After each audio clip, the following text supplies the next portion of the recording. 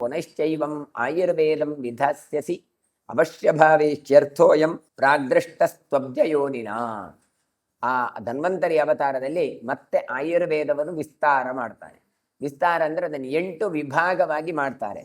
ಆ ಎಲ್ಲ ಪ್ರಯೋಜನಗಳು ಕೂಡ ಆ ಅವತಾರಲ್ಲಿ ಆಗೋದ್ರಿಂದಲೂ ಬ್ರಹ್ಮದೇವರು ಮೊದಲೇ ತಾವು ಕಂಡಿದ್ರು ಅಂತ ಕೊಡ್ತಾರೆ. ಆಯುರ್ವೇದ ಚಿಕಿತ್ಸೆಯಲ್ಲಿ 8 ಅಂಗಗಳು ಅಂತ ಕೊಡ್ತಾರೆ. ಅದನ್ನು ಶಲ್ಯ, ಶಾಕಲ್ಯ, ಕಾಯಚಿಕಿತ್ಸಾ, ಭೂತವಿದ್ಯ, ಕೌಮಾರತಂತ್ರ, ಅಗಧತಂತ್ರ, ರಸಾಯನತಂತ್ರ, ಅನಂತರ ಬೀಜಕರಣ ಅಂತ ಹೇಳ್ತಾರೆ. ಅಲ್ಲಿ ಹೇಳಬೇಕಾದ್ರೂ ಕಾಯಬಾಲ ಗ್ರಹೋರ್ಧ್ವಾಂಗ ಶಲ್ಯದಂಷ್ಟ್ರ ಜರಾವೃಷಾನ್ ಅಷ್ಟಾವಂಗಾನಿ ತಸ್ಯಾಹು ಚಿಕಿತ್ಸಾ ಯೇಷು ಸಂಶ್ರಿತಾ ಅಂತ ಇದನ್ನು ಕೊಡ್ತಾರೆ. ಜರ ಅಂದರೆ ಮುಪ್ಪು ಎಲ್ಲ ಬರದ ಹಾಗೆ ಏನೆಲ್ಲ ಮಾಡಬಹುದು ಎನ್ನುವಂಥ ತಂತ್ರಗಾರಿಕೆಗಳು, ಔಷಧಗಳು ಅದೆಲ್ಲ ಇದೆ. ರಸಾಯನ ಔಷಧಗಳೆಲ್ಲ ಇರುವಂಥದ್ದು. ಇನ್ನು ವೃಷ ಅಂತ ಕೇಳಿದರೆ ಅದು ವಾಜೀಕರಣ, ಸಂತಾನ ವೃದ್ಧಿ ಆಗುವುದಕ್ಕೋಸ್ಕರ ಏನೆಲ್ಲ ಬೇಕು ಅಂಥದ್ದೆಲ್ಲ, ವೀರ್ಯಶಕ್ತಿ ವೃದ್ಧಿ ಆಗುವ ಅದೇ ಒಂದು ವಿಭಾಗಗಳು. ದ್ವಿತೀಯಂ ದ್ವಾಪರಂ ಪ್ರಾಪ್ಯ ಭವಿತಾ ತ್ವನ್ನ ಸಂಶಯ ಇಮಂ ತಸ್ಮೈ ವರಂ ದತ್ವಾ ವಿಷ್ಣುರಂತರ್ದಥೇ ಪುನಃ. ಇನ್ನು 2ನೆಯ ದ್ವಾಪರ ಯುಗದಲ್ಲಿ ಮತ್ತೆ ನೀನು ಬರಲಿಕ್ಕೆ ಇದ್ದಿ ಧನ್ವಂತರಿ, ಇದರಲ್ಲಿ ಸಂದೇಹ ಇಲ್ಲ. ಈ ರೀತಿಯಾಗಿ ವರವನ್ನು ನೀಡಿ ವಿಷ್ಣು ಮತ್ತೆ ಅಂತರ್ಧಾನಾದ ಧನ್ವಂತರಿಗೆ ಅಂತ ಹೇಳಿ ಕೊಡ್ತಾರೆ. ದ್ವಿತೀಯೇ ದ್ವಾಪರಂ ಪ್ರಾಪ್ತೆ ಸೌನಹೋತ್ರೀಸ್ತ ಕಾಶಿರಾಜ್ ಪುತ್ರಕಾಮಸ್ತಪಸ್ತೇಪೆ ಧಿನ್ವನ್ ದೀರ್ಘತಪಾಸ್ತದ. ದ್ವಿತೀಯ ಅವತಾರದ ದ್ವಾಪರದಲ್ಲಿ ಸುನಹೋತ್ರನ ವಂಶದಲ್ಲಿ ಈ ವಂಶ ವಿಸ್ತಾರ ಆಗುವುದನ್ನು ಕೊಡ್ತಾರೆ. ಕಾಶಿರಾಜನಾದ ದೀರ್ಘ ತಪಸ್ಸು ಬಂದ, ದೀರ್ಘಕಾಲ ದೇವತೆಗಳನ್ನು ಸಂತೋಷಪಡಿಸ್ತಾ ಆ ಮಕ್ಕಳ ಬಯಕೆಯಿಂದ ತಾನು ತಪಸ್ಸನ್ನು ಆಚರಿಸಿದ ಅಂತ ಕೊಡ್ತಾನೆ. ಮಕ್ಕಳ ಬಯಕೆಯಿಂದ ಅಂದರೆ ಪುತ್ರಕಾಮಸ್ತಪಸ್ತೇಪೆ ಅಂತ, ಮಗು ಆಗಬೇಕು, ಒಳ್ಳೆ ಯೋಗ್ಯ ಸಂತಾನ ಆಗಬೇಕು ಅಂತ ತಾನು ತಪಸ್ಸನ್ನು ಮಾಡಿದನು. ಪ್ರಪದ್ಯೆ ದೇವತಾಂತಾಂತು ಯಾಮೇ ಪುತ್ರಂ ಪ್ರದಾಸ್ಯತಿ ಅಬ್ಜಂ ದೇವಂ ಸುತಾರ್ಥಾಯ ತದಾ ರಾಧಿತವಾನ್ ನೃಪಃ. ಯಾವ ದೇವತೆ ನನಗೆ ಮಗವನ್ನು ಕೊಡ್ತಾನೋ ಅವನನ್ನು ಶರಣು ಹೊಂದುತ್ತೇನೆ ಅಂತ. ಹಾಗಾಗಿ ಅಬ್ಜ ನಾಮಕ ಅಂದರೆ ನೀರಿನಲ್ಲಿ ಹುಟ್ಟಿಕೊಂಡ ಧನ್ವಂತರಿಯನ್ನು ಸಂತಾನಕ್ಕೋಸ್ಕರ ತಾನು ಮೊರೆ ಹೋಗ್ತಾನೆ, ಪ್ರಾರ್ಥನೆ ಮಾಡ್ತಾನೆ. ತತಸ್ತುಷ್ಟಸ್ಸ ಭಗವಾನ್ ಅಬ್ಜ ಪ್ರೋವಾಚ ತಂ ನೃಪಂ ಯದಿಚ್ಛಸಿ ವರಂ ಬ್ರೂಹಿ ತತ್ತೇ ದಾಸ್ಯಾಮಿ ಸುಬ್ರತ.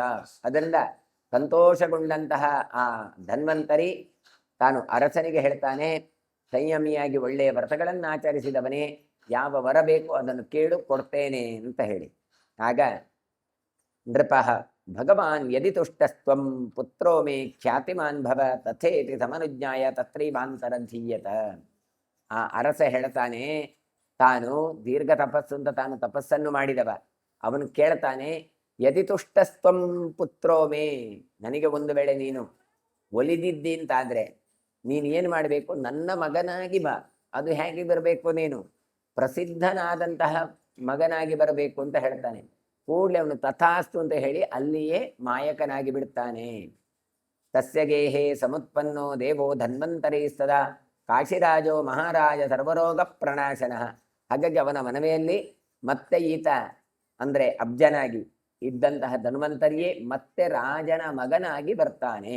ಹಾಗಾಗಿ ದೇವಧನ್ವಂತರಿಯೇ ಕಾಶಿರಾಜನ ಮಗನಾಗಿ ತಾನು ಬಂದು ಎಲ್ಲ ರೋಗ ರುಜಿನಗಳನ್ನು ನಾಶ ಮಾಡಿಸುವಂತಹ ಒಬ್ಬ ಕಾಶಿರಾಜನಾಗಿ ಮೆರಿತಾನೆ. ಆಯುರ್ವೇದಂ ಭರದ್ವಾಜಾತ್ ಪ್ರಾಪ್ಯೇಹ ಭಿಷಜಾಂ ಕ್ರಿಯಾಂ ತಮಷ್ಟಧಾ ಪುನರ್ನ್ಯಸ್ಯ ಶಿಷ್ಯೇಭ್ಯ ಪ್ರತ್ಯಪಾದಯತ್. ಹಾಗಾಗಿ ಭಾರದ್ವಾಜರಿಂದ ಆಯುರ್ವೇದ ಗ್ರಂಥವನ್ನೆಲ್ಲ ಪಡೆದು ವೈದ್ಯ ವಿದ್ಯೆಯನ್ನು ಮತ್ತೆ 8 ಭಾಗ ಮಾಡಿ ಶಿಷ್ಯರಿಗೆ ಉಪದೇಶ ಮಾಡಿದವನು ಈ ಧನ್ವಂತರಿ. ರಾಜನೂ ಹೌದು, ಅದೇ ಭಗವದ್ ಅವತಾರವೂ ಹೌದು. ಧನ್ವಂತರೇಸ್ತು ತನಯಃ ಕೇತುಮಾನಿತಿ ವಿಷ್ಣುತಃ ಅಥ ಕೇತುಮತಃ ಪುತ್ರೋ ವೀರೋ ಭೀಮರಥ ಸ್ಮೃತಃ. ಧನ್ವಂತರಿಯ ಮಗ ಪ್ರಸಿದ್ಧನಾದವನು ಅವನು ಕೇತುಮಾನ್. ಕೇತುಮಂತನ ಮಗ ಶೂರನಾದಂಥ ಭೀಮರಥ ಅಂತ ಕೊಡ್ತಾರೆ. ಸುತೋ ಭೀಮರಥಸ್ಯಾಪಿ ದಿವೋದಾಸಃ ಪ್ರಜೇಶ್ವರಃ ದಿವೋದಾಸಸ್ತು ಧರ್ಮಾತ್ಮ ವಾರಣಸ್ಯಧಿಪೋ ಅಭವತ್. ಭೀಮರಥನಿಗೆ ದಿವೋದಾಸ ಅಂತ ಒಬ್ಬ ಮಗ, ಆತ ಅರಸನಾಗಿ ಬಿಡ್ತಾನೆ. ದಿವೋದಾಸನಿಗೆ ಧರ್ಮಿಷ್ಠನಾದಂತಹ ದಿವೋದಾಸ ವಾರಾಣಸಿಯ ದೊರೆಯಾಗ್ತಾನೆ, ವಾರಾಣಸ್ಯ ಅಧಿಪಃ.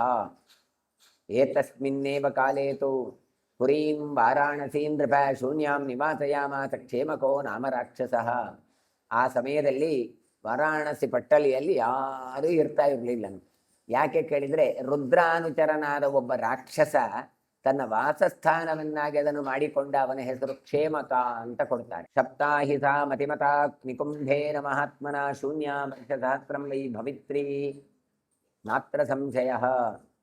ಇನ್ನು ಹಿರಿಯ ಜ್ಞಾನಿಯಾದ ಮಹಾತ್ಮನಾದಂತಹ ನಿಕುಂಭ, ನೀನು 1000 ವರ್ಷ ಜನರಹಿತವುಳ್ಳಂತಹ ಪ್ರದೇಶದಲ್ಲಿ ನೀನು ಇರು ಅಂತ ಶಪಿಸಿದ್ದಂತೆ. ಹಾಗಾಗಿ ಕ್ಷೇಮಕ ಅಲ್ಲಿ ಬಂದಿದ್ದ. ತಸ್ಯಾಂತು ಸಪ್ತಮಾತ್ರಾಯಾಂ ವಿಮೋದಾಥ ಪ್ರಜೇಶ್ವರ ವಿಷಯಾಂತೆ ಪುರೀಂ ರಮ್ಯಾಂ ಗೋಮತ್ಯಾಂ ಸನ್ನಿವೇಶಯತ್. ಹಾಗಾಗಿ ವಾರಾಣಸಿಯು ಶಾಪಗ್ರಸ್ತನಾದಂತಹ ದೊರೆಯಾದ ದಿವೋದಾಸ ಆ ವಾರಾಣಸಿಯಲ್ಲಿ ಆ ಪ್ರದೇಶದಲ್ಲಿ ಒಂದು ನಗರವನ್ನು ನಿರ್ಮಾಣ ಮಾಡಿ ಅದರ ತಟದಲ್ಲಿ ಗೋಮತಿ ದಡದಲ್ಲಿ ತಾನು ವಾಸ ಮಾಡಲಿಕ್ಕೆ ಆರಂಭ ಮಾಡ್ತಾನೆ. ಭದ್ರಶ್ರೇಣ್ಯಸ್ಯ ಪೂರ್ವಂತೋ ಪುರಿ ವಾರಾಣಸಿ ಯಭೂತ್ ಭದ್ರಶ್ರೇಣ್ಯಸ್ಯ ಪುತ್ರಾಣಂ ಶತಮುತ್ತಮ ಧನ್ವಿನಾಂ ಹತ್ವಾ ನಿವೇಶಯಾಮಾಸ ದಿವೋದಾಸೋ ನರರ್ಷಭಃ ಭದ್ರಶ್ರೇಣ್ಯಸ್ಯ ತದ್ರಾಜ್ಯಂ ಹೃತಂ ತೇನ ಬಲೀಯಸ. ಭದ್ರಶ್ರೇಣಿ ಅಂತ ಒಬ್ಬ ಆತ ಹಿಂದೆ ವಾರಾಣಸಿಯಲ್ಲಿ ಇದ್ದ. ಅಂತ ಭದ್ರಶ್ರೇಣಿ ತುಂಬ ಶ್ರೇಷ್ಠ ಬಿಲ್ಲುಗಾರನಾಗಿದ್ದ ಅಂತ ಕೊಡ್ತಾರೆ. ಶತಂ ಉತ್ತಮ ಧನ್ವಿನಾಂ, ಒಳ್ಳೆಯ 100 ಜನ ಮಕ್ಕಳಿದ್ರು ಅವನಿಗೆ.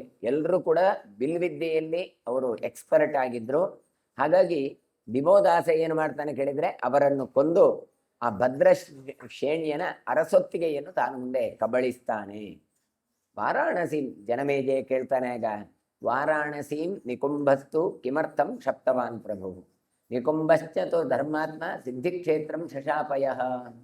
ಆ ವಾರಾಣಸಿದು ಕಥೆ ಏನು, ಯಾಕೆ ಸಿದ್ಧಿಕ್ಷೇತ್ರ ಅಂತ ಕರೀತಾರೆ, ನಿಕುಂಭ ವಾರಾಣಸಿಯಕ್ಕೆ ಯಾಕೆ ಶಾಪ ಕೊಟ್ಟ, ಏನದು, ಅದರದ್ದು ಚರಿತ್ರೆ ನಮಗೆ ಬಿಡಿಸಿ ಹೇಳಬೇಕು ಕೇಳುವಾಗ ವೈಶಾಂಪಾಯನರು ಹೇಳ್ತಾರೆ.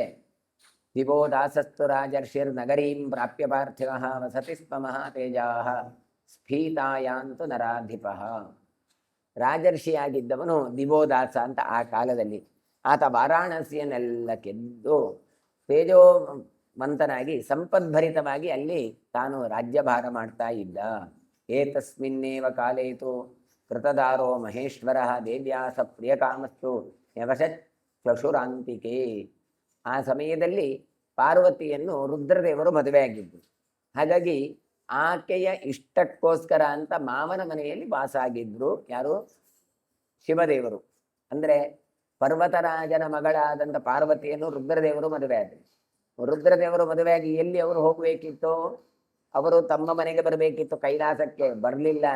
ಹಿಮವತ್ ಪರ್ವತದಲ್ಲೇ ಇದ್ದು ಬಿಟ್ರು. ಅಂದರೆ ಹಿಮವತ್ ಪರ್ವತ ಅಂದರೆ ಮಾವನ ಮನೆಯಲ್ಲೇ ಇದ್ದು ಬಿಟ್ರು. ಯಾವಾಗಲೂ ಕೂಡ ತಪಸ್ಸು ಅದು ಇದು ಮಾಡ್ಲಿಕ್ಕೆ ಒಳ್ಳೆ ಆಗತ್ತೆ ಅಂತ ಪಾರ್ವತಿಯ ಮನೆಯೂ ಹೌದು. ಹಾಗಾಗಿ ಶಿವ ಪಾರ್ವತಿಯರು ಹಿಮವತ್ ಪರ್ವತದಲ್ಲೇ ಇದ್ರು, ಅಂದ್ರೆ ಮಾವನ ಮನೆಯಲ್ಲೇ ಇದ್ರು. ದೇವಾಜ್ಞೆಯ ಪಾರ್ಷದಾಯೇ ಪಧಿರೂಪ ತಪೋಧನಾ ಪೂರ್ವೈರುಕ್ತೈರುಪದೇಶೈಶ್ಚ ತೋಷಯಂತಿ ಸ್ಮ ಪಾರ್ವತಿ. ರುದ್ರದೇವರ ಅಪ್ಪಣೆಯಂತೆ ಅತಿ ಕಾಂತಿಯುಕ್ತರಾದಂತಹ ತಪೋನಿಷ್ಠರಾದಂತಹ ಆ ಸೇವಕರು ರುದ್ರ ಸೇವಕರು ಅವರು ಏನು ಮಾಡ್ತಾರೆ ಹೇಳಿದ್ರೆ, ರುದ್ರರು ಕೊಟ್ಟಂತಹ ಮಂತ್ರಗಳನ್ನು ಜಪ ಮಾಡಿ ಅದರಲ್ಲಿ ತೋಷಯತಿ ಸ್ಮ ಪಾರ್ವತಿ, ಪಾರ್ವತಿಗೆ ಸಂತೋಷಗೊಳಿಸ್ತಾ ಇದ್ರು. ಯಾವಾಗಲೂ ಹಾಗೆ ಅಲ್ವಾ, ನಮ್ಮ ಗಂಡ ಹೇಳಿದ ಮಂತ್ರ ಅದನ್ನು ಜಪ ಮಾಡಿದ್ರೆ ಹೆಚ್ಚು ಖುಷಿಯಾಗುವುದು ಯಾರಿಗೆ ಹೇಳಿದ್ರೆ ಹೆಂಡತಿಯಾದಂಥ ಪಾರ್ವತಿಗೆ. ಹಾಗಾಗಿ ಆ ಶಿವರಾತ್ರಿ ಇವತ್ತು ರುದ್ರದೇವರಿಗೆ ಯಾರಿಗೆ ಹೇಳಿದ್ದು? ಪಾರ್ವತಿಗೆ ಹೇಳಿದ್ದು. ಹಾಗಾಗಿ ಅವರು ಹೇಳಿದಂಥ ಮಂತ್ರಗಳನ್ನು, ರಾಮ ಮಂತ್ರ, ನಾರಾಯಣ ಮಂತ್ರ, ವಿಷ್ಣು ಸಹಸ್ರನಾಮ, ವಾಸುದೇವ ಸಹಸ್ರನಾಮವೆಲ್ಲ ಪಾರಾಯಣ ಮಾಡಬೇಕು ಅಂತ ಸಂಕಲ್ಪ ಮಾಡಿದ್ದು. ಹೃಷ್ಯತೆ ವೈ ಮಹಾದೇವಿ ಮೇನಾ ನೈವ ಪ್ರಹೃಷ್ಯತಿ ಜಗತ್ ಜುಗುಪ್ಸತ್ಯ ಸಕೃತ್ತಾಂ ವೈ ದೇವೀಂ ದೇವಂ ತಥೈವ ಸ. ಪಾರ್ವತಿಗೆ ಬಹಳ ಸಂತೋಷ ಆಯಿತು. ನನ್ನ ಗಂಡ ಹೇಳಿದ ಮಂತ್ರವನ್ನೆಲ್ಲ ನನ್ನ ಭೃತ್ಯರೆಲ್ಲ ಜಪ ಮಾಡ್ತಾ ಇದ್ದಾರೆ ಅಂತ ಹೇಳಿ. ಹಾಗಾಗಿ ಸಂತೋಷದಿಂದ ಆಕೆ ಅಲ್ಲೇ ಇದ್ದು ಬಿಟ್ಲು. ಯಾಕೆ? ಪರ್ವತ, ಹಿಮವತ್ ಪರ್ವತ ಆರಾಮ ಇದೆ, ಧ್ಯಾನ ಅನುಷ್ಠಾನಕ್ಕೆಲ್ಲ ಭಾರಿ ಅನುಕೂಲವಾದ ಜಾಗ ಅಂತ ಎಲ್ಲ ಅಲ್ಲಿ ಇದ್ದು ಬಿಟ್ರು. ಆದರೆ ಮೇನಾ ನೈವ ಪ್ರಹರ್ಷ್ಯತಿ, ಇವಳಿದ್ದಲ್ಲ ಮೇನಾದೇವಿ ಅಂದರೆ ಪಾರ್ವತಿಯ ತಾಯಿಗೆ ಖುಷಿ ಆಗಲಿಲ್ಲ. ಆಕೆ ಜುಗುಪ್ತ್ಯ ಸಕೃತಾಂ ವೈ ದೇವೀಂ ದೇವಂ ತಥೈವತ. ಪಾರ್ವತಿ ಮತ್ತು ರುದ್ರದೇವರನ್ನು ಕಂಡು ಬಹಳ ಬಾರಿ ಅಸಖ್ಯ ಪಟ್ಟಿಕೊಂಡಿದ್ದಾರೆ. ಯಾಕೆ ಯಾಕೆ ಕೇಳಿದರೆ ಇಷ್ಟೇ, ಸಪಾರ್ಷದ ಸ್ತನಾಚಾರ ಸ್ತವ ಭರ್ತಾ ಮಹೇಶ್ವರ ದರಿದ್ರ ಸರ್ವದೇವೋಸೌ ಶೀಲಂ ತಸ್ಯ ನ ವರ್ತತೆ. ಏನು ಹೇಳ್ತಾರೆ? ಅಲ್ಲ, ಮದುವೆ ಆದ ನಂತರ ಗಂಡರ ಮನೆಗೆ ಹೆಂಡತಿ ಹೋಗಬೇಕು ಅಂತ ಇರೋದು ಇದೇನು ಮನೆ ಅಳಿಯ ಅಂತೇಳಿ ನೀನೇ ಇಲ್ಲಿ ನೀನು ಶಿವ ಮತ್ತೆ ನೀನು ಇಬ್ಬರೂ ಇಲ್ಲೇ ನಿಂತು ಬಿಟ್ಟಿದ್ದೀರಿ. ಅದು ಮಾತ್ರ ಅಲ್ಲ, ನಿಮ್ಮ ಸೇವಕರೆಲ್ಲಿದ್ದಾರೆ ಅವರೂ ಇಲ್ಲೇ ನಿಂತು ಬಿಟ್ಟಿದ್ದಾರೆ. ಹಾಗಾಗಿ ನಿನ್ನ ಗಂಡ ಸೇವಕರೊಂದಿಗೆ ಅನುಷ್ಠಾನರಹಿತರಾಗಿ ಅಕಿಂಚನರಾಗಿ ಇಲ್ಲೇ ಇದ್ದೀರಲ್ಲ ಅಂತ. ಸಪಾರ್ಷದ ಅನಾಚಾರ ರುದ್ರದೇವರ ಗಡನ ಭೂತಪ್ರೇತಾದಿಗಳು. ಹಾಗಾಗಿ ಆಚಾರ ಇಲ್ಲದ ಅವರೆಲ್ಲ ಇಲ್ಲೇ ದಾರಿದ್ದಾರೆ. ದರಿದ್ರ ಸರ್ವದೇವೋಸೌ, ದರಿದ್ರರು ಭಿಕ್ಷೆ ಬೇಡುವವರು. ಹಾಗಾಗಿ ನೀವೆಲ್ಲ ಇಲ್ಲಿ ನಿಂತ್ಕೊಂಡಿದ್ದೀರಿ. ಈ ನಡತೆ ಉಂಟಲ್ಲ ಅದನ್ನು ನೀವು ಮೀರಿದ್ದೀರಿ. ಇದು ಅರಮನೆ, ಇಲ್ಲಿ ಹೇಗಿರಬೇಕು ಅಂಥದ್ರಲ್ಲಿ ನಿನ್ನಂತಹ ಭೃತ್ಯರು ಪಾರ್ವತಿ ಹತ್ರ ಹೇಳ್ತಾ ಇದ್ದಾಳೆ, ಅಮ್ಮ ನೀವೆಲ್ಲ ಹೇಗೆ ಇದ್ದೀರಿ, ನೀವು ನನಗೆ ಸರಿ ಕಂಡು ಬರೋದಿಲ್ಲ.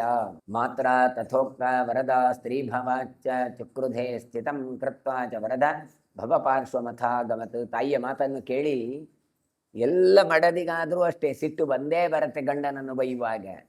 ಹಾಗಾಗಿ ಎಲ್ಲರೂ ಸಿಟ್ಟು ಬರುತ್ತೆ. ಆದರೆ ಇವಳು ಸುಮ್ಮನೆ ಆಗಿ ಬಿಟ್ಲು. ಸ್ಮಿತಂಕೃತ್ವ ಚ ವರದ ಅಂತ ಕೊಡ್ತಾರೆ. ಪಾರ್ವತಿ ಸುಮ್ಮನೆ ನಗಾಡಿ ಬಿಟ್ಲಂತೆ. ಹೌದಮ್ಮ ಅಂತ. ನಾವಾದ್ರೆ ಅಮ್ಮನಿಗೆ ಬೈತಿದ್ವಿ, ಏನು ನಿಮಗೆ ಸಾಕ್ಲಿಕ್ಕೆ ಕಷ್ಟ ಆಗ್ತದ, ನಮ್ಮನ್ನು ಯಾಕೆ ಹುಟ್ಟಿಸಿದ್ದು, ನಮಗೆ ಹಾಗೆ ಹೀಗೆ ಅಂತಾದ್ರೆ ನಾವಾದರೆ ಬೈತಾ ಇದ್ವಿ. ಆದರೆ ಇವಳು ಏನು ಮಾಡ್ತಾಳೆ ಪಾರ್ವತಿ, ಸ್ಮಿತಂಕೃತ್ವ, ಒಂದು ಮುಗುಳ್ನ ಗೈಡಿದ್ಲು ಅಷ್ಟೇ, ಏನೂ ಹೇಳಲಿಲ್ಲ. ಮತ್ತೆ ಭವ ಪಾರ್ಶ್ವಂ ಅಥಾಗಮತು. ಭವ ಅಂದರೆ ರುದ್ರದೇವರು. ರುದ್ರದೇವರ ಬಳಿಗೆ ತೆರಳಿದ್ಲು. ವಿವರ್ಣವದನಾ ದೇವಿ ಮಹಾದೇವ್ಯ ಮಮಭಾಷತ ನೇಹವತ್ಸ್ಯಾಮ್ಯಹಂ ದೇವ ದಯಮಾಂ ಸ್ವಪ್ನಿಕೇತನಂ. ಆಕೆ ಹೋಗಿದ್ದಾಳೆ, ಇಲ್ಲಿ ಏನೋ ನಗಾಡಿಕೊಂಡು ಹೋದ್ಲು, ಆದರೆ ಒಳಗಿನಿಂದ ತುಂಬ ಬೇಜಾರಾಗಿದೆ, ದುಃಖ ಆಗಿದೆ. ಹಾಗಾಗಿ ಏನೂ ಮಾತಾಡಲಿಲ್ಲ, ಸುಮ್ಮನೆ ಮುಖ ಚಪ್ಪೆ ಮಾಡಿಕೊಂಡು ಹೋಗಿದ್ದಾಳೆ. ಅಲ್ಲಿ ಗಂಡನಲ್ಲಿ ಹೋಗುವಾಗ ಹೋಗಿ ಹೇಳ್ತಾ ಇದ್ದಾಳೆ, ಬನ್ನಿ ಬನ್ನಿ ನಾವು ಇಲ್ಲಿಗಾದರೂ ಹೋಗೋಣ, ನಾವು ಇಲ್ಲಿ ಇರೋದು ಸರಿಯಲ್ಲ, ನಿಮ್ಮ ಮನೆಗೆ ಹೋಗುವ. ನ ಇಹ ವತ್ಸ್ಯಾಮಿ ಅಹಂ ದೇವ ನಯ ಮಾಂ ಸ್ವಂ ವಿಕೇತನ್. ನಿಮ್ಮ ಮನೆಗೆ ನನ್ನನ್ನು ಕರ್ಕೊಂಡೋಗಿ ಅಂತ ಹೇಳ್ತಾಳೆ. ತಥಾಕರ್ತಂ ಮಹಾದೇವ ಸರ್ವಲೋಕನ್ ಅವೈಕ್ಷತ ವಾಸಾರ್ಥಂ ರೋಚಯಾಮಾಥ ಪೃಥಿವ್ಯಾಂ ಕುರುನಂದನ. ಆಗ ರುದ್ರರು ಹಾಗೆ ಆಗಲಿ ಸರಿ ಹೋಗುವ ಅಂತ. ಆದರೆ ಏನು ಮಾಡೋದು, ರುದ್ರದೇವರಿಗೆ ಮನೆ ಎಲ್ಲಿ ಉಂಟು, 3 ಲೋಕ ಕೂಡ ನೋಡಿದ್ರಂತೆ. ವಾಸಾರ್ಥಂ ರೋಚಯಾಮಾಸ, ಎಲ್ಲ ಭೂಮಿಯನ್ನು ಸುತ್ತಿಕೊಂಡು ಬಯಸಿದ್ರು. ಆಗ ಅವರಿಗೆ ಖುಷಿಯಾದದ್ದು ಯಾವ ಕ್ಷೇತ್ರ ಅಂದರೆ ವಾರಾಣಸೀಂ ಮಹಾತೇಜಾಹ ಸಿದ್ಧಿಕ್ಷೇತ್ರಂ ಮಹೇಶ್ವರ ದಿವೋ ದಾಸೇನ ತ್ವಾಂ ಜ್ಞಾತ್ವ ನಿವಿಷ್ಟಾಂ ನಗರೀಂ ಭವಃ. ಅತಿ ಕಾಂತಿಯುಳ್ಳ ರುದ್ರದೇವರು ಇಷ್ಟೆಲ್ಲ ಹಿಮಾಲಯದಲ್ಲೇ ತಪಸ್ಸನ್ನೆಲ್ಲ ಮಾಡಿದವರು. ಅವರು ವಾರಾಣಸಿ ಸಿದ್ಧಿಕ್ಷೇತ್ರವನ್ನು ನೋಡಿ, ಓ ಇದು ಒಳ್ಳೆ ಜಾಗ ಅಂತ. ಆದರೆ ಅಲ್ಲಿ ದಿವೋದಾಸ ಎನ್ನುವವ ತಾನು ಪಟ್ಟಣವನ್ನು ನಿರ್ಮಾಣ ಮಾಡಿ ಕಾಶಿನಗರದಲ್ಲಿ ಇದ್ದಾನೆ. ಪಾರ್ಶ್ವೇ ತಿಷ್ಠಂತಮಾಹೂಯ ನಿಕುಂಭಮಿದಮಬ್ರವೀದ್ ಗಣೇಶ್ವರ ಪುರೀಂ ಗತ್ವ ಶೂನ್ಯಾಂ ವಾರಾಣಸೀಂ ಕುರು. ಆಗ ನಿಕುಂಭ ಅಂತ ರುದ್ರದೇವರ ಒಬ್ಬ ಗಣ, ಕುಂಭ ನಿಕುಂಭ ಇತ್ಯಾದಿಗಳೆಲ್ಲ. ಹಾಗೆ ಅವನ ಹತ್ರ ಕಳೆದು ಹೇಳಿದಂತೆ, ಏ ಗಣಾಧಿಪ, ಏ ಗಣಾಧ್ಯಕ್ಷ, ಏನು ಮಾಡಬೇಕು ನೀನು, ವಾರಾಣಸಿ ನಗರಕ್ಕೆ ಹೋಗು, ಅಲ್ಲಿದ್ದೆಲ್ಲ ಜನರನ್ನು ಓಡಿಸು. ಆ ಜನ ಇರಬಾರ್ದಲ್ಲಿ, ನನಗೆ ಅಲ್ಲಿ ಭಾರಿ ಖುಷಿ ಕಾಣ್ತಾ ಉಂಟು ಅಂತ ರುದ್ರದೇವರು ಹೇಳಿದ್ರಂತೆ. ಮೃದುನೈವಾಭ್ಯುಪಾಯೇನ ಹ್ಯತಿವೀರ್ಯಃ ಸ ಪಾರ್ಥಿವಃ ತಥೋ ಗತ್ವಾ ನಿಕುಂಭಸ್ತು ಪುರೀಂ ವಾರಾಣಸೀಂ ತದಾ. ಆದರೆ ಒಂದು ಹೇಳ್ತಾರೆ, ಈ ಜನರನ್ನು ಖಾಲಿ ಮಾಡು ಹೇಳಿದರೆ ಹೊಡೆದು ಬಡ್ದು ಖಾಲಿ ಮಾಡೋದಲ್ಲ, ಮತ್ತೆ ಉಪಾಯ ಮಾಡು, ಯಾರಿಗೂ ನೋವು ತರಬಾರದು. ಮತ್ತೆ ದಿವೋದಾಸ ಒಳ್ಳೆ ಪರಾಕ್ರಮಿಯೇ ಇದ್ದಾನೆ. ಹಾಗಾಗಿ ವಾರಾಣಸಿ ನಗರಕ್ಕೆ ಹೋಗಿ ನೀನು ಹೇಗಾದರೂ ಮಾಡಿ ಅಲ್ಲಿದ್ದವರನ್ನು ಖಾಲಿ ಮಾಡಬೇಕು. ಸ್ವಪ್ನೇ ನಿದರ್ಶಯಾಮಾಸ ಕುಂಡ ಕಂಡು ಕಂ ನಾಮ ನಾಪಿತಂ ಶ್ರೇಯಸ್ತೇಹಂ ಕರಿಷ್ಯಾಮಿ ಸ್ಥಾನಂ ಮೇ ರೋಚಯಾನಘ. ಆಗ ಇವ ಏನು ಮಾಡ್ತಾನೆ ಗೊತ್ತಾ, ನಿಕುಂಭ ವಾರಾಣಸಿಗೆ ಹೋದರೆ ನೇರವಾಗಿ ಹೋಗಲಿಲ್ಲವ. ಮತ್ತೆ ಅಲ್ಲಿ ಒಬ್ಬ ಕ್ಷೌರಿಕ ಇದ್ದ, ಅವನ ಹೆಸರು ಕಂಡುಕ ಅಂತ ಅವನ ಹೆಸರು. ಕಂಡುಕನ ಕನಸಿನಲ್ಲಿ ಬಂದು ಅವನು ಹೇಳ್ತಾನಂತೆ, ಶ್ರೇಯಸ್ತೇಹಂ ಕರಿಷ್ಯಾಮಿ, ನಿರ್ದೋಷಿ ನಾನು ನಿನಗೆ ಒಳ್ಳೆಯ ಅನುಗ್ರಹ ಮಾಡ್ತೇನೆ, ನನಗೆ ಮಾತ್ರ ಇರ್ಲಿಕ್ಕೆ ಒಂದು ಜಾಗ ಕೊಡು ಅಂತ ನಿಕುಂಭ ಹೋಗಿ ಕೇಳ್ತಾನೆ. ಸ್ಥಾನಮ್ಮೇ ರೋಚಯಾನಗ, ನಿಂಗೆ ಒಳ್ಳೆಯದನ್ನು ನಾನು ಮಾಡ್ತೇನೆ, ನೀನು ನನಗೆ ಒಂದು ಸ್ಥಾನ ಕಲ್ಪನೆಯನ್ನು ಮಾಡು ಅಂತ ನಿಕುಂಭ ಅವನ ಸ್ವಪ್ನದಲ್ಲಿ ಕಾಣ್ತಾನೆ. ಮದ್ರೂಪಾಂ ಪ್ರತಿಮಾಂ ಕೃತ್ವ ನಗರ್ಯಂತೆ ತಥೈವ ಚ ತಥಸ್ವಪ್ನೆ ಯಥೋದ್ದಿಷ್ಟಂ ಧರ್ಮಂ ಕಾರಿತಮಾನ್ ನೃಪ. ಹಾಗಾದರೆ ಏನು ಮಾಡಬೇಕು, ನೀವು ನನ್ನಂತೆ ಇರುವಂಥ ಒಂದು ಮೂರ್ತಿಯನ್ನು ಕೆತ್ತಬೇಕು. ಮೂರ್ತಿಯನ್ನು ಕೆತ್ತಿ ಈ ಪಟ್ಟಣದ ಕೊನೆಯಲ್ಲಿ ಇಡಬೇಕು. ಆಮೇಲೆ ಎಲ್ರಿಗೂ ನಾನು ಇದ್ದೇನೆ ಅಂತ ನೀನು ಪ್ರಚಾರ ಮಾಡಬೇಕು ಅಂತ ಹೇಳಿ ನಿಕುಂಭ ಹೇಳ್ತಾನೆ. ಹಾಗಾದರೆ ನಗರಗಳಲ್ಲಿ ಪ್ರತಿಮೆಯನ್ನು ಸ್ಥಾಪನೆ ಮಾಡುವ ಪದ್ಧತಿ ಆ ಕಾಲದಲ್ಲೇ ಇತ್ತು ನೋಡಿ. ಹಾಗಾಗಿ ಇವನಿಮೆ ತತಸ್ವಪ್ನೆ ಯಥೋದ್ದಿಷ್ಟಂ ಸರ್ವಂ ಕಾರಿತವಾನ್ ನೃಪ. ಹಾಗಾಗಿ ಆ ನಿಕುಂಭ ಏನು ಮೂರ್ತಿ ಕಂಡಿದೆ ಕನಸಿನಲ್ಲಿ, ಕಂಡುಕ ಎನ್ನುವಂಥ ಕ್ಷೌರಿಕನಿಗೆ ಹಾಗೆ ಅವನು ಏನು ಮಾಡಿದ್ದಾನೆ, ಒಂದು ಪ್ರತಿಮೆಯನ್ನು ನಿರ್ಮಾಣ ಮಾಡಿ ಪಟ್ಟಣದ ಕೊನೆಯಲ್ಲಿ ಆ ಕ್ಷೌರಿಕನ ಕನಸಿನಲ್ಲಿ ಬಂದಂತೆ ನಿಕುಂಭನನ್ನು ಸ್ಥಾಪನೆ ಮಾಡ್ತಾನೆ. ಪುರಿ ದ್ವಾರೇತ ವಿಜ್ಞಾಪ್ಯ ರಾಜಾನಾಂತೆ ಯಥಾವಿಧಿ ಪೂಜಾಂತಂ ಮಹತೀಂ ತಸ್ಯ ನಿತ್ಯಮೇವ ಪ್ರಯೋಜಯೇ. ಇವನೇನು ಮಾಡ್ತಾನೆ, ನಗರದ ಬಾಗಿನಲ್ಲಿ ಅರಸನಿಗೆ ಹೇಳಿ ಶಾಸ್ತ್ರವನ್ನು ಮೀರದೆ ನಿತ್ಯ ವೈಭವದಿಂದ ಪೂಜೆ ಮಾಡಲಿಕ್ಕೆ ಶುರು ಮಾಡಿದ್ದು. ಯಾರೋ ಈ ಕಂಡುಕ. ಅವ ಏನು ಹೇಳಿದ್ದಾನೆ, ನಿಮ್ಗೆ ಏನು ಬೇಕೋ ಅದೆಲ್ಲ ನಾನು ಕೊಡ್ತೇನೆ, ಅನುಗ್ರಹ ಮಾಡ್ತೇನೆ ಅಂತ. ಸ್ವಪ್ನದಲ್ಲಿ ನನಗೆ ಕಂಡುಕೊಂಡಿದ್ದಾನೆ ಅಂತ ಹೇಳಿ ರುದ್ರಾನುಚರನಾದಂತಹ ನಿಕುಂಭನ ಪ್ರತಿಮೆಯನ್ನು ಮಾಡಿ ಅದಕ್ಕೆ ನಿತ್ಯ ಪೂಜೆ ಮಾಡಲಿಕ್ಕೆ ಆರಂಭ ಮಾಡಿದ್ರು. ಹೇಗೆ ಪೂಜೆ ಮಾಡಿದ್ರು? ಗಂಧೈಶ್ಚ ಧೂಪಮಾಲೈಶ್ಚ ಪ್ರೋಕ್ಷಣೀಯೈಸ್ತಥೈವ ಚ ಅನ್ನಪ್ರಾಣ ಪ್ರಯೋಗೈಶ್ಚ ಅತ್ಯದ್ಭುತಮಿವಾಭವತ್. ಎಂತಾಯ್ತು ಕೇಳಿದ್ರೆ, ಮೊದಲು ಒಂದು ವಿಗ್ರಹ ಬಂತು, ಆಮೇಲೆ ಬಂದು ಯಾರೋ ಊದು ಕಟ್ಟಿ ಇಟ್ಟು, ಆಮೇಲೆ ಯಾರೋ ಕುಂಕುಮಾರ್ಚನೆ ಮಾಡಿದ್ರು. ಅದು ಬೆಳೀತಾ ಬೆಳೀತಾ ಬೆಳೀತಾ ಎಷ್ಟು ಹೇಳಿದ್ರು ಕೇಳಿದ್ರೆ, ಗಂಧ, ಪುಷ್ಪ, ಧೂಪ, ದೀಪ, ಇನ್ನು ಅಭಿಷೇಕಗಳು, ಒಂದಿಷ್ಟು ಬ್ರಹ್ಮಕಲಶ, ಅದು ಇದು ಅಂತ ಅಭಿಷೇಕಗಳೆಲ್ಲ. ಆಮೇಲೆ ಅನ್ನಪಾನಾದಿಗಳು, ಬಂದವರಿಗೆಲ್ಲ ಊಟ ಅಂತ, ಕುಡಿಲಿಕ್ಕೆ ಬಾಯಾರಿಕೆ, ಅದು ಇದು, ಜೊತೆಗೆ ದಾನ ಧರ್ಮ ಅಂತಾಯ್ತು. ಹೀಗೆ ಬಹಳ ವಿಜೃಂಭಣೆಯಿಂದ ನಿಕುಂಭನ ಪೂಜೆ ಆರಂಭ ಆಯಿತು ಕಾಶಿ ಪಟ್ಟಣದಲ್ಲಿ. ಏವಂ ಸಂಪೂಜ್ಯತೆ ತತ್ರ ನಿತ್ಯಮೇವ ಗಣೇಶ್ವರ ತಥೋ ವರಸಹಸ್ರಂತೋ ನಾಗರಾಣಾಂ ಪ್ರಯಚ್ಛತಿ ಪುತ್ರಾನ್ ಹಿರಣ್ಯಮಾಯುಶ್ಚ ಸರ್ವಾನ್ ಕಾಮಾಂಸ್ತಥೈವ ಚ. ಈ ರೀತಿ ಯಾವಾಗಲೂ ಕೂಡ ಆ ಗಣಗಳಿಗೆ ಈಶ್ವರನಾದ ಗಣೇಶ್ವರ, ನಮಗೆ ಗಣಪತಿ ಅಂತ ಕೇಳಿದರೆ ಆನೆ ಸೊಂಡಿಲವ ಮಾತ್ರ ನೆನಪಾಗುತ್ತೆ. ನಿಜವಾಗಿ ಗಣಪ ಅಂದರೆ ಗಣಗಳಿಗೆ ಅಧಿಪತಿ ಅಂತ. ರುದ್ರದೇವರ ಗಣಗಳಿಗೆ, ಭೂತಗಣಗಳಿಗೆ ಅಧಿಪತಿಯಾದಂತಹ ನಿಕುಂಭ ಆ ಊರಿನಲ್ಲಿ ಬಹಳ ವಿಜೃಂಭಣೆಯಿಂದ ಅವನದು ಉತ್ಸವ, ಪೂಜೆ ಎಲ್ಲ ಮೆರವಣಿಗೆ ಸ್ಟಾರ್ಟ್ ಆಯಿತು, ಆರಂಭ ಆಯಿತು. ಹಾಗಾಗಿ ಆ ಊರಿನವರಿಗೆ ಬೇಕಾದಷ್ಟು ಅನುಗ್ರಹವನ್ನೂ ಮಾಡಿದ ಈತ. ಹಾಗಾಗಿ ವರಗಳನ್ನು, ಸಂತಾನ, ಸಂಪತ್ತು, ಆಯುಷ್ಯ ಎಲ್ಲ ಕೊಟ್ಟು ಅವರಿಗೆ ಅನುಗ್ರಹವನ್ನು ಮಾಡಿದ್ದಾನೆ. ರಾಜ್ಞಸ್ತು ಮಹಿಷಿ ಶ್ರೇಷ್ಠ ಸುಯಶ ನಾಮ ವಿಶ್ರುತ ಪುತ್ರಾರ್ಥಮಾಗತಾ ದೇವಿ ಸಾಧ್ವಿ ರಾಜ್ಞ ಪ್ರಚೋದಿತ. ಆಗ ದಿವೋದಾಸ ರಾಜ ಇದ್ದಾನಲ್ಲ, ಅವನಿಗೆ ಪ್ರಸಿದ್ಧಳಾದಂಥ ಒಬ್ಬಳು ರಾಣಿ ಇದ್ಲು, ಅವಳ ಹೆಸರು ಸುಯಶ ಅಂತ. ಅವಳು ಏನು ಮಾಡ್ತಾಳೆ ಕೇಳಿದ್ರು, ಅಯ್ಯೋ ನನಗೂ ಸಂತಾನ ಆಗಬೇಕು, ಅದೇನು ಹೊಸ್ತು ದೇವಸ್ಥಾನ ಆಗಿದೆ ಅಲ್ಲ ನಿಕುಂಭನದ್ದು, ಸೊ ಅಲ್ಲಿಗೆ ಹೋಗುವ, ಅಲ್ಲಿ ಹೋಗಿ ಪ್ರಾರ್ಥನೆ ಮಾಡಿದರೆ ಸಿಗ್ತದೆ ಅಂತ ಹೇಳಿ ರಾಜನಿಂದ ಪ್ರಚೋದಿತಳಾಗಿ, ರಾಜ ಹೇಳ್ತಾನೆ ನಮಗೆ ಸಂತಾನ ಬೇಕು ಅಂತ. ಸರಿ, ಅಲ್ಲಿ ಹೋಗಿ ಪೂಜೆ ಮಾಡುವ ಅಂತ ಅವಳು ಬಂದಿದ್ದಾಳೆ. ಪೂಜಾಂತು ವಿಫುಲಾಂ ಕೃತ್ವ ದೇವಿ ಪುತ್ರಮಯಾಚದ ಪುನರಥಾಗತ್ಯ ಬಹುಶಃ ಪುತ್ರ ಕಾರಣಾತ್. ಸಂತಾನಾರ್ಥಿಯಾಗಿ ಬಂದ ಆಕೆ ಮತ್ತೆ ಮತ್ತೆ ಬಂದು ಪೂಜೆಯನ್ನು ಮಾಡಲಿಕ್ಕೆ ಶುರು ಮಾಡಿದ್ಲಂತೆ. ಒಂದು ದಿನ ಅಲ್ಲ, ಆಗಾಗ ಉತ್ಸವ ಕೊಡೋದು, ಪೂಜೆ ಕೊಡೋದು, ಬರೋದು. ಪೂಜೆ ಮಾಡಿಕೊಂಡು ಏನು ಕೇಳ್ತಾಳೆ ಅವಳು, ಪುತ್ರ ಕಾರಣ, ನನಗೆ ಒಳ್ಳೆ ಸಂತಾನ ಆಗಬೇಕು ಅಂತ ಪ್ರಾರ್ಥನೆ ಮಾಡ್ತಾಳೆ.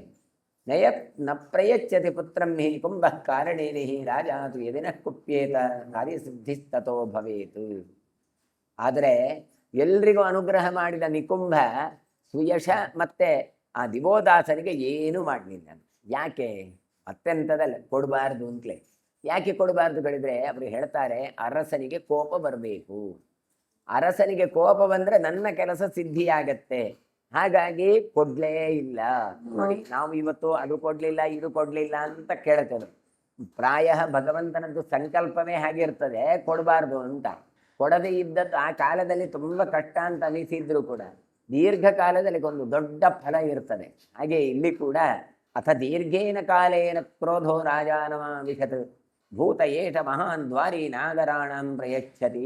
ಸಿಟ್ಟು ಬಂತಂತೆ ಅವನಿಗೆ, ಎಲ್ರಿಗೂ ಅದು ಬೇಕು ಇದು ಬೇಕು ಎಲ್ಲ ಬರುತ್ತೆ, ನಾನು ಇಷ್ಟು ಸಮಯ ಹೋಗಿ ಕೇಳಿದೆ ನನಗೇನು ಕೊಡಲಿಲ್ಲ. ಸಿಟ್ಟು ಬಂದು ಹೇಳ್ತಾನೆ ಆತ, ಇದೊಂದು ಎಲ್ಲಿಂದ ಇತ್ತೋ ಏನೋ, ಇದೊಂದು ಭೂತ ನಮ್ಮ ನಗರದ ಬಾಗಿಲಿಗೆ ಬಂದು ಬಿಟ್ಟಿದೆ, ಎಲ್ರಿಗೂ ಎಲ್ಲವನ್ನೂ ಕೊಡ್ತದೆ, ನನಗೆ ಮಾತ್ರ ಏನೂ ಕೊಡೋದಿಲ್ಲ. ಯಾಕೆ?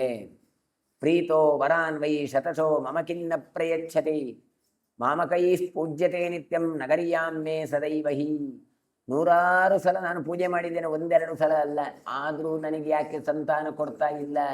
ನಾನು ದಿನ ಇಲ್ಲಿ ಬಂದು ಪೂಜೆ ಮಾಡ್ತಾ ಇದ್ದೇನಲ್ಲ, ಆದರೂ ಕೂಡ ನನಗೆ ಯಾಕೆ ಫಲ ಸಿಗ್ತಾ ಇಲ್ಲ?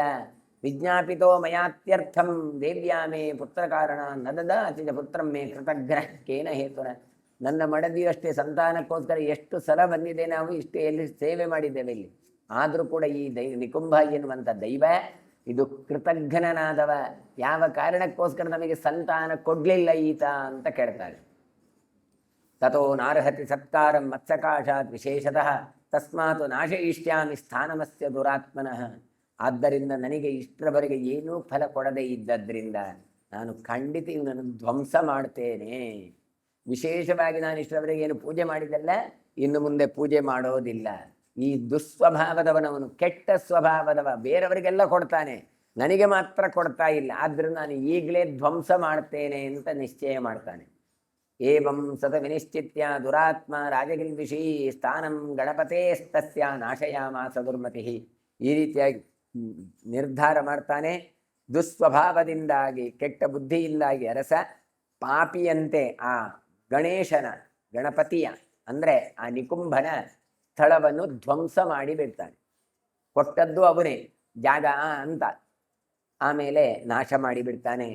ಭಗ್ನಮಾಯತನಂ ದೃಷ್ಟ್ವಾ ರಾಜಾನಂ ಅಪಶಪತ್ ಪ್ರಭು ಯಸ್ಮಾದ್ ಅನಪರಾಧಸ್ಯ ತ್ವಯಾ ಸ್ಥಾನಂ ವಿನಾಶಿತಂ ಪುರಿ ಅಸ್ಮಾದಿಯಂ ಶೂನ್ಯ ತವ ನೂನಂ ಭವಿಷ್ಯತಿ. ತನ್ನ ಸ್ಥಾನ ಎನ್ನುವಂಥದ್ದು ನಾಶ ಆದದ್ದನ್ನು ಕಾಣ್ತಾನೆ. ನಾಶ ಆಗಿ ಕಂಡದನ್ನು ನಿಕುಂಭ ಶಪಿಸಿ ಬಿಡ್ತಾನೆ. ಆಗ ಏನು ಅಪರಾಧ ಎಸಗಿದ್ಯಾ, ನನ್ನ ಸ್ಥಳವನ್ನು ನಾಶ ಮಾಡಿದ್ಯಾ, ಕಾರಣ ಇಲ್ಲದೆ ನೀನು ಹೀಗೆ ಮಾಡಿದ್ರಿಂದ ನಿನ್ನ ಪಟ್ಟಣ ಜನರಿಂದ ರಹಿತವಾಗಲಿ, ಯಾರು ಇಲ್ಲಿರೋದೇ ಬೇಡ ಅಂತ ಸತ್ತೇ ಹೋಗ್ಲಿ ಅಂತ ಎಲ್ರಿಗೂ ಶಾಪ ಕೊಟ್ಟು ಬಿಟ್ಟಾನೆ. ಪುರಿ ಅಸ್ಮಾತ್ ಅದೀಯಂ ಶೂನ್ಯಾತವ ನೂನಂ ಭವಿಷ್ಯತಿ. ಈ ಪಟ್ಟಣ ಎಲ್ಲ ಜನಸಂಖ್ಯಾ ರಹಿತರಾಗಿ ಶೂನ್ಯವಾಗಲಿ ಅಂತ ಆ ನಿಕುಂಭ ಶಾಪ ಕೊಡ್ತಾನೆ.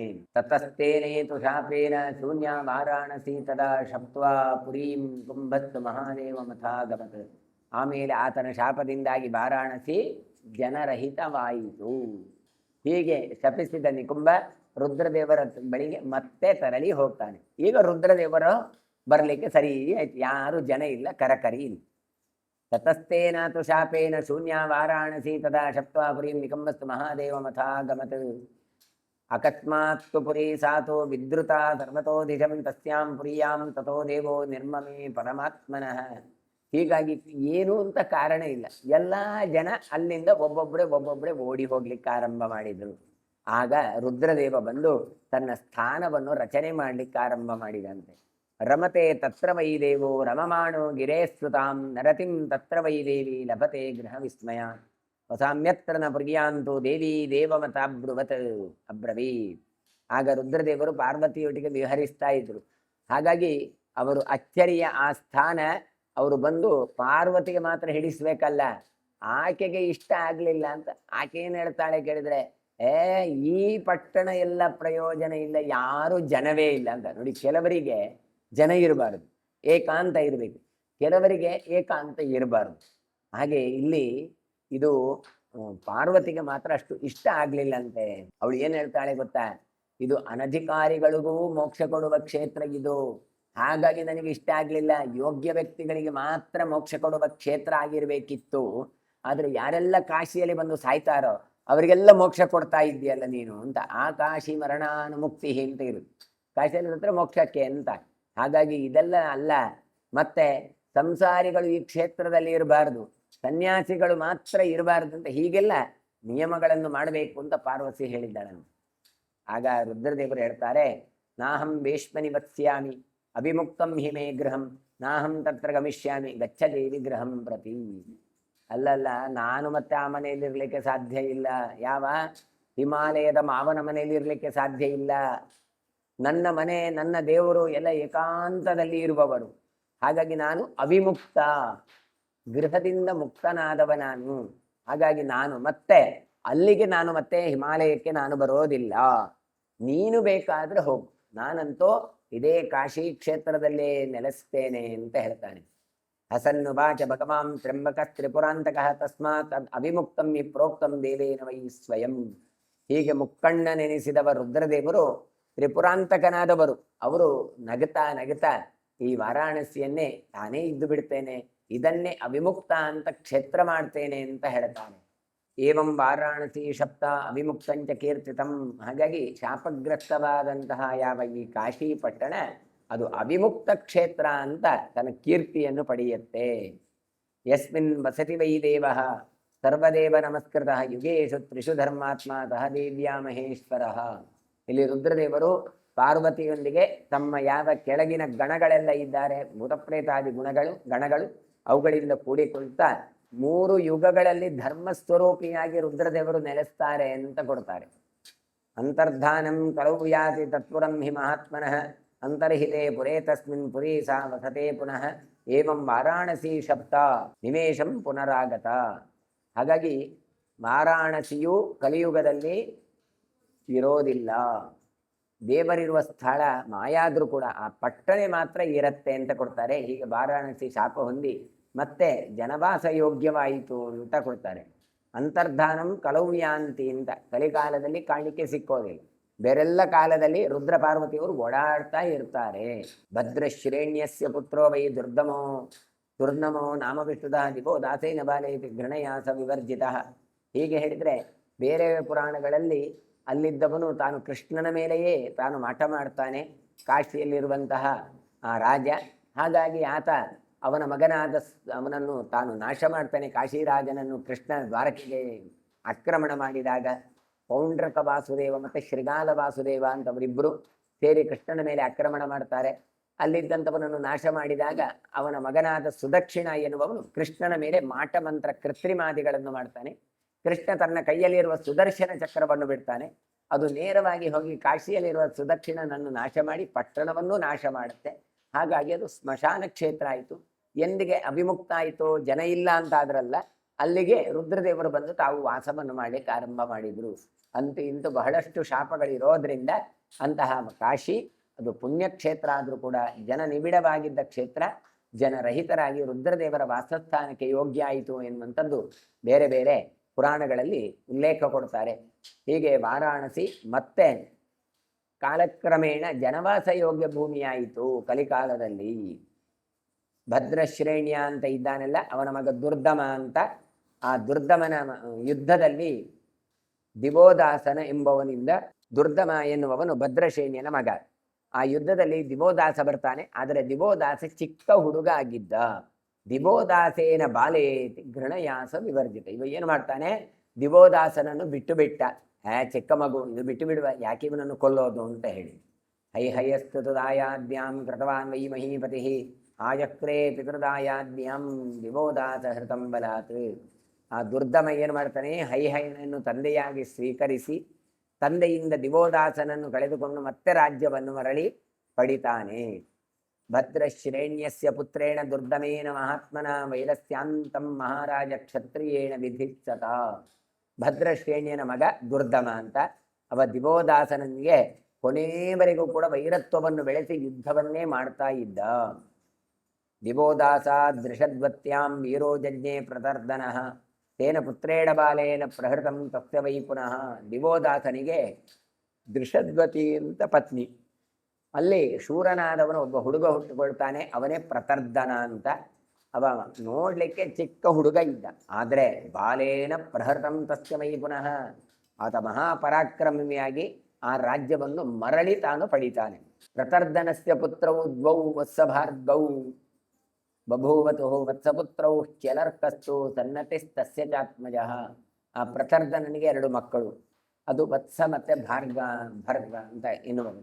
ವತ್ಸನ ಮಗ ಅಲರ್ಕ, ಈತನ ಮಗ ಸನ್ನತಿ.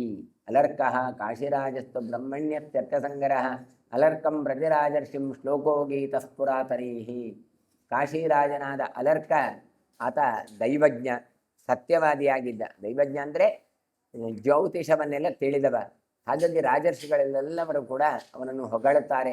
ಆ ರಾಜರ್ಷಿಯಾದಂಥ ಕಾಶಿಯಲ್ಲಿ ಅಲರ್ಕನನ್ನು 60 ವರ್ಷ ಸಹಸ್ರಾಣಿ 60 ವರ್ಷ ಶತಾನಿ ಚ ಯುವಾರೂಪೇಣ ಸಂಪನ್ನ ಆಸೀತ್ ಕಾಶಿ ಕುಲೋದ್ವಹ. ಹಾಗಾದರೆ ಈ ಅಲರ್ಕ ಯಾವ ರೀತಿಯಾಗಿ ರಾಶಿರಾಜನಾಗಿದ್ದ ಅಂತ ಕೇಳಿದರೆ ಬಹಳ ಚಂದ ಅಂತೆ ಈ ಅಲರ್ಕ. ಹಾಗಾಗಿ 60,600 ವರ್ಷಗಳ ಕಾಲ ಯುವಕನಾಗಿಯೇ ಇದ್ದುಕೊಂಡು ತಾನು ರಾಜ್ಯಭಾರವನ್ನು ಮಾಡಿದವ ಅಲರ್ಕ ಅಂತ ಕೊಡ್ತಾರೆ. ಲೋಪಾಮುದ್ರಾ ಪ್ರಸಾದೇನ ಪರಮಾಯುರವಾಪಸಃ ತಸ್ಯಾಸಿ ಸುಮಹದ್ರಾಜ್ಯಂ ರೂಪಯೌವನಶಾಲಿನಃ. ಹಾಗಾದರೆ ಇವರಿಗೆ ಹೇಗೆಲ್ಲ ಆಯಿತು ಕೇಳಿದರೆ ಲೋಪಾಮುದ್ರೆಯ ಅನುಗ್ರಹದಿಂದ ದೀರ್ಘಾಯುಷ್ಯವನ್ನು ಪಡೆದ. ಅಗಸ್ತ್ಯರ ಪತ್ನಿ ಲೋಪಾಮುದ್ರೆ ಅವರ ಅನುಗ್ರಹದಿಂದಾಗಿ ಪಡ್ಕೊಂಡಿದ್ದಾನೆ. ಅದು ಮಾತ್ರ ಅಲ್ಲ, ಆಯುಷ್ಯ ಮಾತ್ರ ಅಲ್ಲ, 60,600 ವರ್ಷ ಕಾಲ ಸೌಂದರ್ಯವನ್ನು ಇಟ್ಟುಕೊಂಡು ತಾನು ರಾಜ್ಯಭಾರವನ್ನು ಮಾಡಿದ್ದಾನೆ ಆಲರ್ಕ. ಅದು ಹೇಗಾಯಿತು ಕೇಳಿದ್ರೆ ಲೋಪಾಮುದ್ರೆಯ ಅನುಗ್ರಹಣದಿಂದಾಗಿ ತಾರುಣ್ಯದ ಜೊತೆಗೆ ತಾನು ರಾಜ್ಯಭಾರವನ್ನು ಮಾಡಿದವ.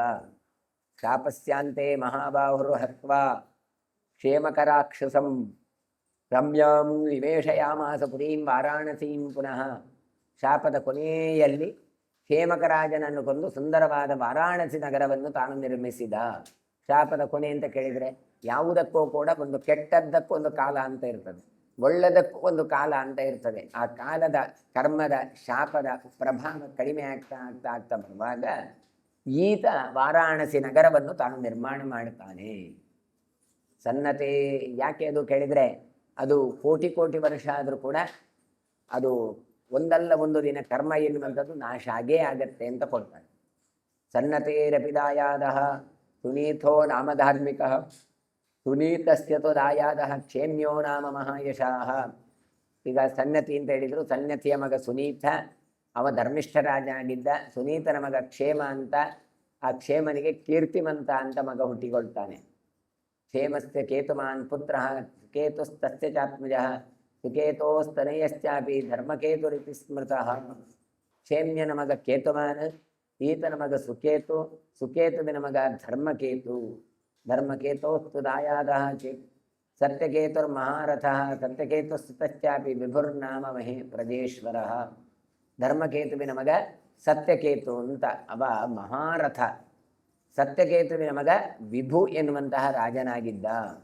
ಆನರ್ತಸ್ತು ವಿಭೋ ಪುತ್ರ ಸುಕುಮಾರಸ್ತು ತತ್ಸುತಃ ಸುಕುಮಾರಸ್ಯ ಪುತ್ರಸ್ತು ದೃಷ್ಟಕೇತುಸ್ತು ಧಾರ್ಮಿಕಃ ದೃಷ್ಟಕೇತೋಸ್ತು ದಾಯಾದ ವೇಣುಹೋತ್ರ ಪ್ರಜೇಶ್ವರಃ.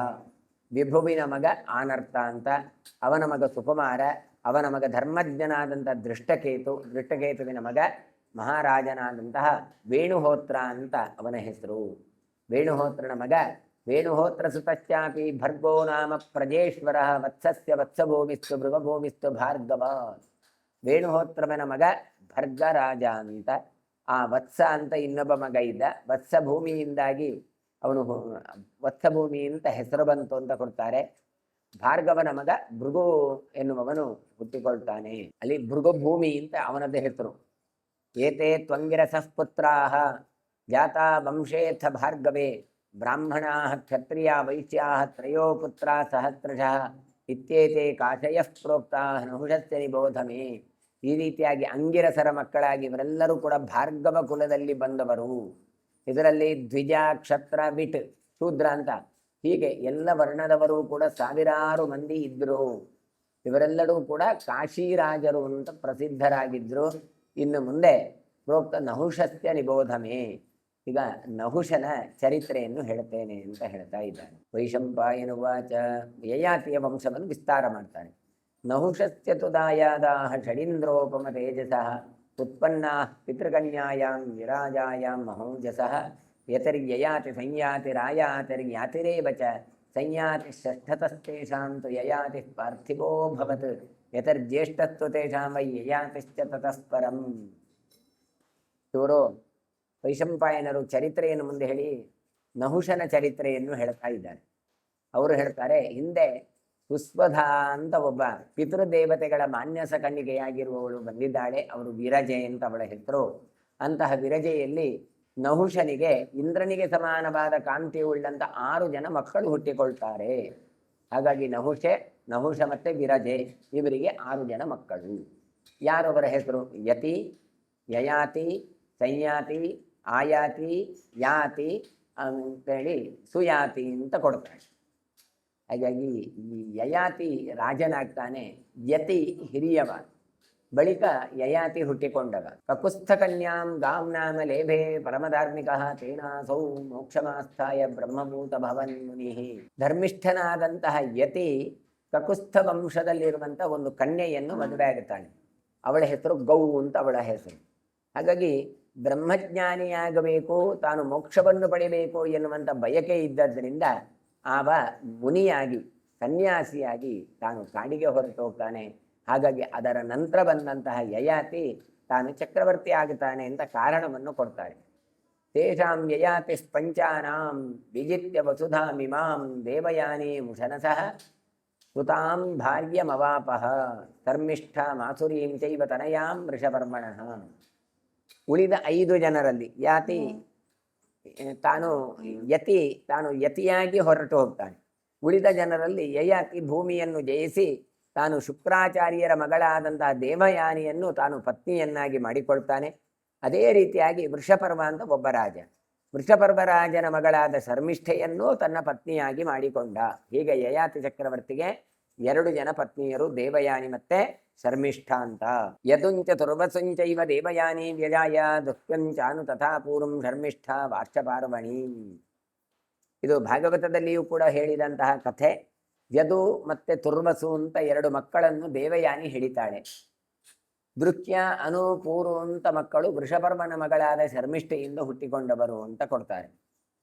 ತಸ್ಯ ಶಕ್ರೋ ತದೌ ಪ್ರೀತೋ ರಥಂ ಪರಮಭಾಸ್ವರಂ ಅಸಂಗಂ ಕಾಂಚನಂ ದಿವ್ಯಂ ದಿವ್ಯೈ ಪರಮವಾಜಿಭಿಃ ಯುಕ್ತಂ ಮನೋಜವೈಃ ದಾಂತೈಃ ಯೇನ ಭಾರ್ಯಾ ಮುದಾ ವಹತ್ ತತೇನ ರಥಮುಖ್ಯೇನ ಷಡ್ರಾತ್ರೇಣ ಜಯನ್ಮಹೀಂ ಯಯಾತರಿ ಯುಧಿ ದುರ್ಧರ್ಷೋ ದೇವದಾನವ ಮಾನವೈಃ.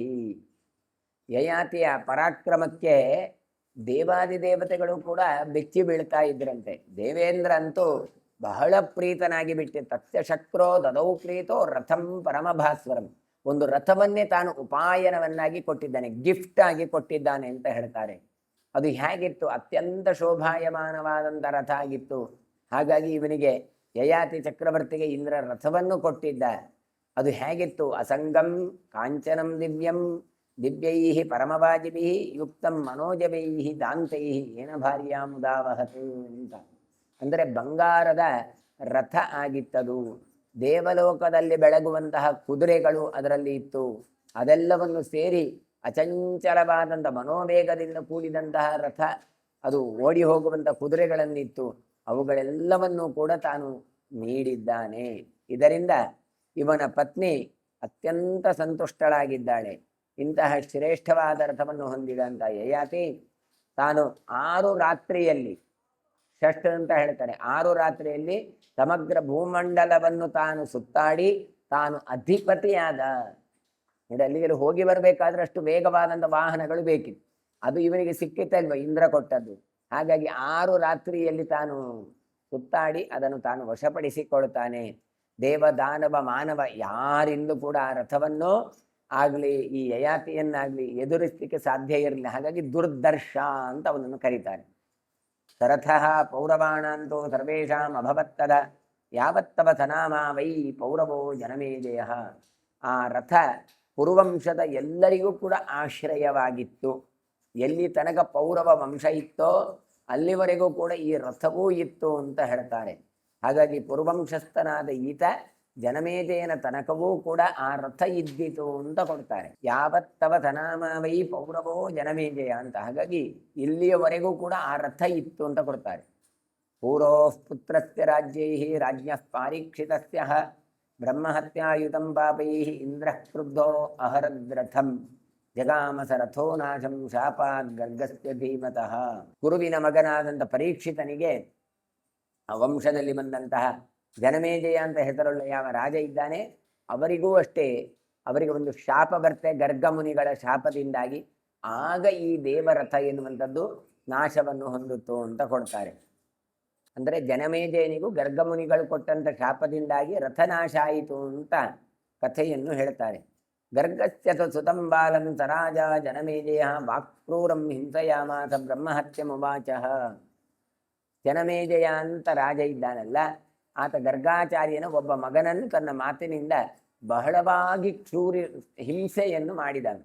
ಹಾಗಾಗಿ ಕ್ರೂರವಾಗಿ ಹಿಂಸೆ ಮಾಡಿದ್ದಕ್ಕೆ ಬ್ರಹ್ಮಹತ್ಯೆಯನ್ನು ತಾನು ದೋಷವನ್ನು ಹೊಂದಿದ. ಸ ಬಾಲಹಂತ ರಾಜರ್ಷಿ ಪರಿಧಾವನ್ನಿತಸ್ತತಃ ಪೌರಜನಪದೈಸ್ತ್ಯಕ್ತೋ ನಲೇಭೆ ಶರ್ಮ ಕರ್ಹಿಚಿತ್. ಬಾಲಹಂತಕನಾದದ್ದರಿಂದ, ಬ್ರಾಹ್ಮಣ ಕುಮಾರನಿಗೆ ಶಿಕ್ಷೆ ಕೊಟ್ಟದ್ರಿಂದ ಆ ಪಟ್ಟಣದಿಂದ ತ್ಯಕ್ತನಾಗಿ ಆಚೆ ಈಚೆ ಓಡಾಡುತ್ತಾ ಆ ರಾಜಋಷಿಯಾದಂಥ ಈತ ತಾನು ಲೋಹಗಂಧಿಯಾಗಿ ದುಃಖಪಟ್ಟ ಅಂತ ಕೊಡ್ತಾರೆ. ಸಂತೋಷ ಪಡಲಿಲ್ಲ, ಲೋಹಬಂಧಿಯಾಗಿ ಬಿಟ್ಟಿದ್ದಾನೆ. ಆ ಬ್ರಹ್ಮಹತ್ಯಾದಿ ದೋಷಗಳಿಂದ ಕೂಡಿಕೊಂಡಿದ್ದಾನೆ. ತತಸ್ಸ ಸತ್ತದಂ ತಪ್ತೋ ನಾಲಭತ್ ಸಂವಿಧಂ ಕ್ವಚಿತ್ ಇಂದ್ರೋತಂ ಶೌನಕಂ ರಾಜ ಶರಣಂ ಪ್ರತ್ಯಪದ್ಯತ. ಬ್ರಹ್ಮಹತ್ಯೆಯ ಪಾಪದಿಂದಾಗಿ ಈ ದುಃಖ ಸಂತಪ್ತನಾದ ಜನಮೇಜಯ ಸರಿಯಾದ ಜ್ಞಾನವನ್ನು ಹೊಂದಲಿಲ್ಲ. ಇದರಿಂದ ದುಃಖಿತನಾಗಿ ಇಂದ್ರೋತರ ಎನ್ನುವಂಥದ್ದು ಶೌನಕ ಮುನಿಯನ್ನು ತಾನು ಪ್ರಾರ್ಥನೆ ಮಾಡ್ತಾನೆ. ಯಾಜಯಾಮಾಸ ಚಂದ್ರೋತಃ ಶೌನಕೋ ಜನಮೇಜಯಂ ಅಶ್ವಮೇಧೇನ ರಾಜಾನಂ ಭಾವನಾರ್ಥಂ ದ್ವಿಜೋತ್ತಮ. ಜನಮೇಜಯ ರಾಜನಿಂದಾಗಿ ಶೌನಕನಾದಂಥ ಇಂದ್ರೋತನ ಅಷ್ಟೂ ಜನ ಕೂಡ ಪಾಪರಹಿತರಾಗಬೇಕು ಅಂತ ಅವನ ಮೂಲಕ ಅಶ್ವಮೇಧ ಯಾಗವನ್ನು ಮಾಡಿಸ್ತಾರೆ. ಸಲೋಹಗಂಧೋ ವ್ಯನಶತ್ ತಸ್ಮಾ ಅವಭೃತಮೇತ್ಯಃ ತದದಿವ್ಯೋ ರಥೋ ರಾಜನ್ ವಸೋಶ್ಚೇಧಿಪತೇಸ್ತದಾ ದತ್ವಾ ಶುಕ್ರೇಣ ತುಷ್ಟೇನ ಲೇಭೆ ತಸ್ಮಾತ್ ಬೃಹದ್ರಥಾತ್ ಕ್ರಮೇಣೈವಾಗತೋ ಬೃಹದ್ರಥಂ ನೃಪಂ. ಶೌನಕರು ಒಂದು ಅಶ್ವಮೇಧ ಯಾಗವನ್ನು ಮಾಡಿಸ್ತಾರೆ. ಯಾಕೆ? ಆ ಶಾಪ ಪರಿಹಾರ ಆಗಬೇಕು, ಬ್ರಹ್ಮಹತ್ಯಾ ದೋಷ ಪರಿಹಾರ ಆಗಬೇಕು ಅಂತ. ಅವಭೃತದಲ್ಲಿ ಸ್ನಾನ ಮಾಡಿದಂತಹ ಜನಮೇಜಯ ಗರ್ಗಮುನಿಗಳ ಶಾಪದಿಂದ ಉಂಟಾದಂತಹ ಯಾವ ಲೋಹಗಂಧ ಎನ್ನುವಂಥದ್ದುಂಟು ಅದರಿಂದ ಪರಿಹೃತನಾಗ್ತಾನೆ, ದೋಷ ದೂರನಾಗ್ತಾನೆ, ಅತ್ಯಂತ ಪವಿತ್ರನಾಗ್ತಾನೆ. ಹಾಗಾಗಿ ಸಂತುಷ್ಟನಾದ ಇವನು ಹಿಂದೆ ದಿವ್ಯವಾದ ಯಾವ ರಥ ಉಂಟಲ್ಲ ಅದನ್ನು ನೀಡ್ತಾನೆ. ಚೇದಿ ದೇಶದ ಅಧಿಪತಿಯಾದ ವಸುವಿಗೆ ನೀಡಿದ ಅಂತ ಕೊಡ್ತಾನೆ. ಅವನಿಂದ ಬೃಹದ್ರಥ ಪಡ್ಕೊಳ್ತಾನೆ. ಕ್ರಮೇಣ ಬೃಹದ್ರಥನಿಂದ ಅವನ ಮಗನಾದಂತಹ ಜರಾಸಂಧನಿಗೆ ಅದು ದೊರೆಯಿತು. ಹಾಗಾದ್ರೆ ರಥ ಎಲ್ಲಿವರೆಗೆ ಬಂತು ಅಂತ ಹೇಳ್ತಾರೆ.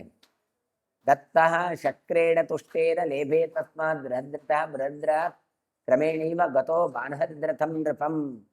ಹೀಗೆ ಬ್ರಹ್ಮಹತ್ಯಾ ಪಾಪ ವಿದೂರನಾಗಿ ಆ ಯಾವ ಲೋಹ ಉಂಟು ಅದು ಹೇಳ್ತಾರೆ. ಬ್ರಹ್ಮಹತ್ಯಾ ಪಾಪ ಎನ್ನುವಂಥದ್ದು ಹೇಗೆ ಇತ್ತು ಅಂತ ಗೊತ್ತಾಗ್ತದೆ ಹೇಳಿದ್ರೆ, ದೇಹದಲ್ಲಿ ದೌರ್ಗಂಧ್ಯ ಬರ್ತಾ ಇತ್ತಂತ. ಆ ಅಶ್ವಮೇಧ ಯಾಗೆಲ್ಲ ಮಾಡಿದನ್ನು ದೌರ್ಗಂಧ್ಯ ನಾಶ ಆಯಿತು. ಹಾಗಾಗಿ ದೋಷ ಎನ್ನುವಂಥದ್ದು ಹೋಯಿತು ಅಂತ ಗೊತ್ತಾಗತ್ತೆ ಅಂತ ಕೊಡ್ತಾರೆ. ತಥೋ ಹತ್ವಾ ಜರಾಸಂಧಂ ಭೀಮಸ್ತಂ ರಥಮುತ್ತಮಂ ಪ್ರದದೌ ವಾಸುದೇವಾಯ ಪ್ರೀತ್ಯ ಕೌರವನಂದನ. ಭೀಮಸೇನ ಏನು ಮಾಡ್ತಾನೆ ಕೇಳಿದ್ರೆ, ಆ ಉತ್ತಮವಾದ ರಥವನ್ನು ಜರಾಸಂಧನನ್ನು ಸಂಹರಿಸಿದ ಬಳಿಕ ಪಡೆದುಕೊಳ್ತಾನೆ. ಕೌರವನಂದನ ಪ್ರೀತಿಯಿಂದ ಭೀಮಸೇನ ಆ ರಥವನ್ನು ಕೃಷ್ಣನಿಗೆ ಅರ್ಪಿಸ್ತಾನೆ. ಸಪ್ತದ್ವೀಪಾನ್ಯಯಾತಿಸ್ಥೋ ಜಿತ್ವಾ ಪೃಥ್ವೀಂ ಸಸಾಗರಾಂ ವ್ಯಭಜತ್ ಪಂಚಧಾರಾಜನ್ ಪುತ್ರಾಣಾಂ ನಾಹುಷಸ್ತದ ದಿಶಿ ದಕ್ಷಿಣ ಪೂರ್ವಸ್ಯಾಂ ದುರ್ಬಸುಂ ಪತಿಮಾದಿಶತ್. ಯಾತಿ ಏನು ಮಾಡಿದ? ಸಪ್ತಸಾಗರದಿಂದ ಕೂಡಿದ ಸಪ್ತದ್ವೀಪ ವಸುಂಧರೆಯನ್ನು ತಾನು ಓಡಾಡಿದವ ಅಂತ ಹೇಳಿದರು. ಹಾಗಾಗಿ ಅದನ್ನು ತಂದಿದ್ದ ಆ ಇಡೀ ಭೂಮಂಡಲವನ್ನು 5 ವಿಭಾಗ ಮಾಡ್ತಾನೆ. 5 ವಿಭಾಗ ಮಾಡಿ ನಹುಷಸುತನಾದಂಥ ಯಯಾತಿ ತನ್ನ ಮಕ್ಕಳಿಗೆ ಆ 5 ಪಾಲು ಮಾಡಿ ಕೊಡ್ತಾನೆ. ಅಲ್ಲಿ ದಕ್ಷಿಣ ಪೂರ್ವದಲ್ಲಿ ಅಂತ ಹೇಳ್ತಾರೆ, ಅಂದ್ರೆ ಆಗ್ನೇಯ ದಿಕ್ಕಿನಲ್ಲಿ ತುರ್ವಸನನ್ನು ರಾಜನನ್ನಾಗಿ ಯದುಂಚ ತುರ್ವಸಂಚೈವ ಅಂತೇಳಿ ಬರ್ತದಲ್ಲ, ತುರ್ವಸು ಅವ ಆಗ್ನೇಯ ದಿಕ್ಕಿನಲ್ಲಿರುವ ರಾಜನಾಗುತ್ತಾನೆ. ಪ್ರತೀಚ್ಯಾಂ ಉತ್ತರಸ್ಯಾಂಚ ದೃಹುಂಚಾನುಂಚನಾಹುಜ ದಿಲಿಪೂರ್ವೋತ್ತರಸ್ಯಾಂ ವೈ ಯದುಂ ಶ್ರೇಷ್ಠಂ ನ್ಯವೋಜಯತ್. ಪಶ್ಚಿಮ ದಿಕ್ಕಿನಲ್ಲಿ ದೃಹ್ಯನನ್ನು, ಉತ್ತರ ದಿಕ್ಕಿನಲ್ಲಿ ಅನುನನ್ನು ಯಯಾತಿ ಯೋಜಿಸ್ತಾನೆ. ಉತ್ತರ ಪೂರ್ವ ದಿಕ್ಕಿನಲ್ಲಿ ಜ್ಯೇಷ್ಠನಾದಂಥ ಯದುನನ್ನು ತಾನು ನಿಯೋಜಿಸ್ತಾನೆ. ಮಧ್ಯೆ ಪುರುಂಚ ರಾಜಾನಂ ಅಭಿಷಿಂಚತ ನಾಹುಜ ತೈರ್ಯಂ ಪೃಥ್ವೀ ಸರ್ವ ಸಪ್ತದ್ವೀಪ ಸಪತ್ತನ. ಮಧ್ಯದ ಪ್ರದೇಶದಲ್ಲಿ ಯಯಾತಿ ಪೂರ್ವವನ್ನು ರಾಜನನ್ನಾಗಿ ಮಾಡಿದ. ಈ ರೀತಿಯಾಗಿ ಯಯಾತಿಯ ಮಕ್ಕಳಿಂದ ಸಮಗ್ರ ದ್ವೀಪ ಪಟ್ಟಣಗಳಿಂದ ಸಹಿತವಾದಂತಹ ಪೃಥ್ವಿ ತುಂಬಿಕೊಂಡಿತು. ಒಳ್ಳೆ ರೀತಿಯಾದಂಥ ದಕ್ಷ ಆಡಳಿತ ಎನ್ನುವಂಥದ್ದಲ್ಲಿ ಆಯಿತು. ಮಧ್ಯೆ ಪೂರುಂಚ ರಾಜಾನಂ ಅಂತ ಹೇಳ್ತಾನೆ. ಯಥಾ ಪ್ರದೇಶ ಮಧ್ಯಾಪಿ ಧರ್ಮೇಣ ಪ್ರತಿಪಾಲ್ಯತೆ ಪ್ರಜಾಸ್ತೇಷಾಂ ಪುರಸ್ತಾತೋ ವಕ್ಷ್ಯಾಮಿ ಸತ್ತಮ. ಇಂದಿಗೂ ಕೂಡ ಅವರವರಿಗೆ ವಿಭಾಗವಾದ ಜಾಗದಲ್ಲಿ ಯಾರೂ ಕೂಡ ಧರ್ಮವನ್ನು ಮೀರದೆ ಆ ಪ್ರದೇಶವನ್ನು ರಾಜ್ಯಭಾರ ಮಾಡ್ತಾ ಇದ್ದಾರೆ ಅಂತ ಹೇಳಿ ಅವರ ವಂಶದ ವಿಸ್ತಾರವನ್ನು ನಿಮಗೆ ತಿಳಿಸ್ತೇನೆ ಅಂತ ಮುಂದೆ ಹೇಳ್ತಾ ಇದ್ದಾರೆ.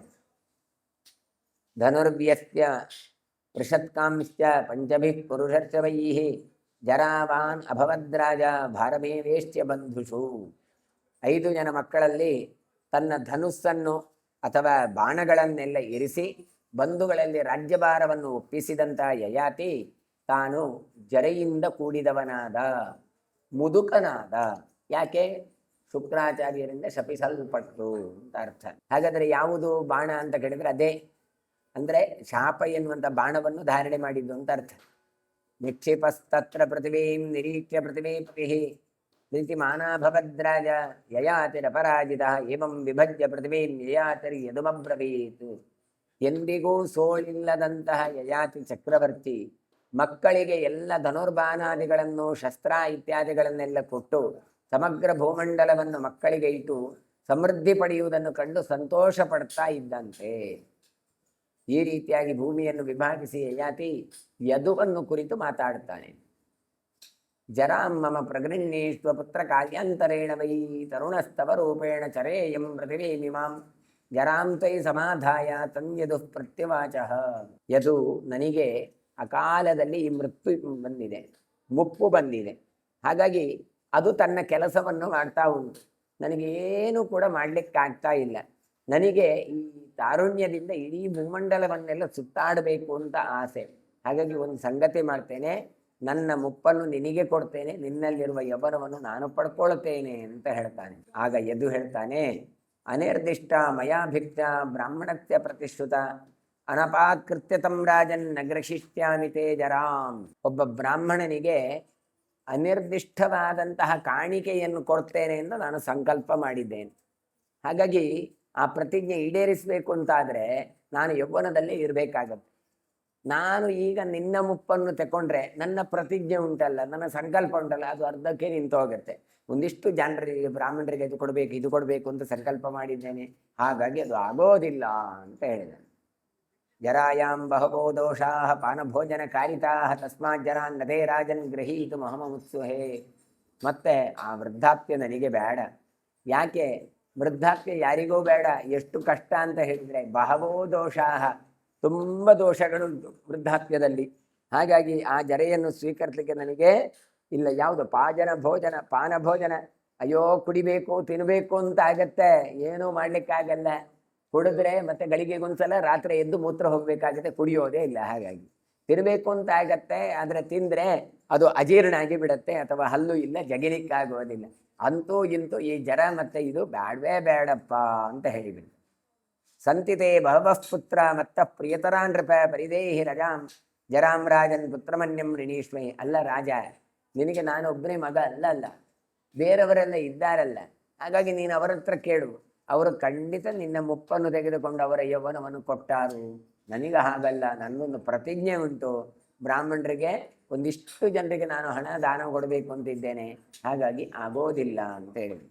ಸಯೇಬ ಮುಕ್ತೋ ಯದುನ ರಾಜ ಕೋಪದವನ್ವಿತ ಉವಾಚ ಪತತಾಂ ಶ್ರೇಷ್ಠೋ ಯಯಾತಿರ್ಗ್ರಹಯನ್ ಸುತಂ.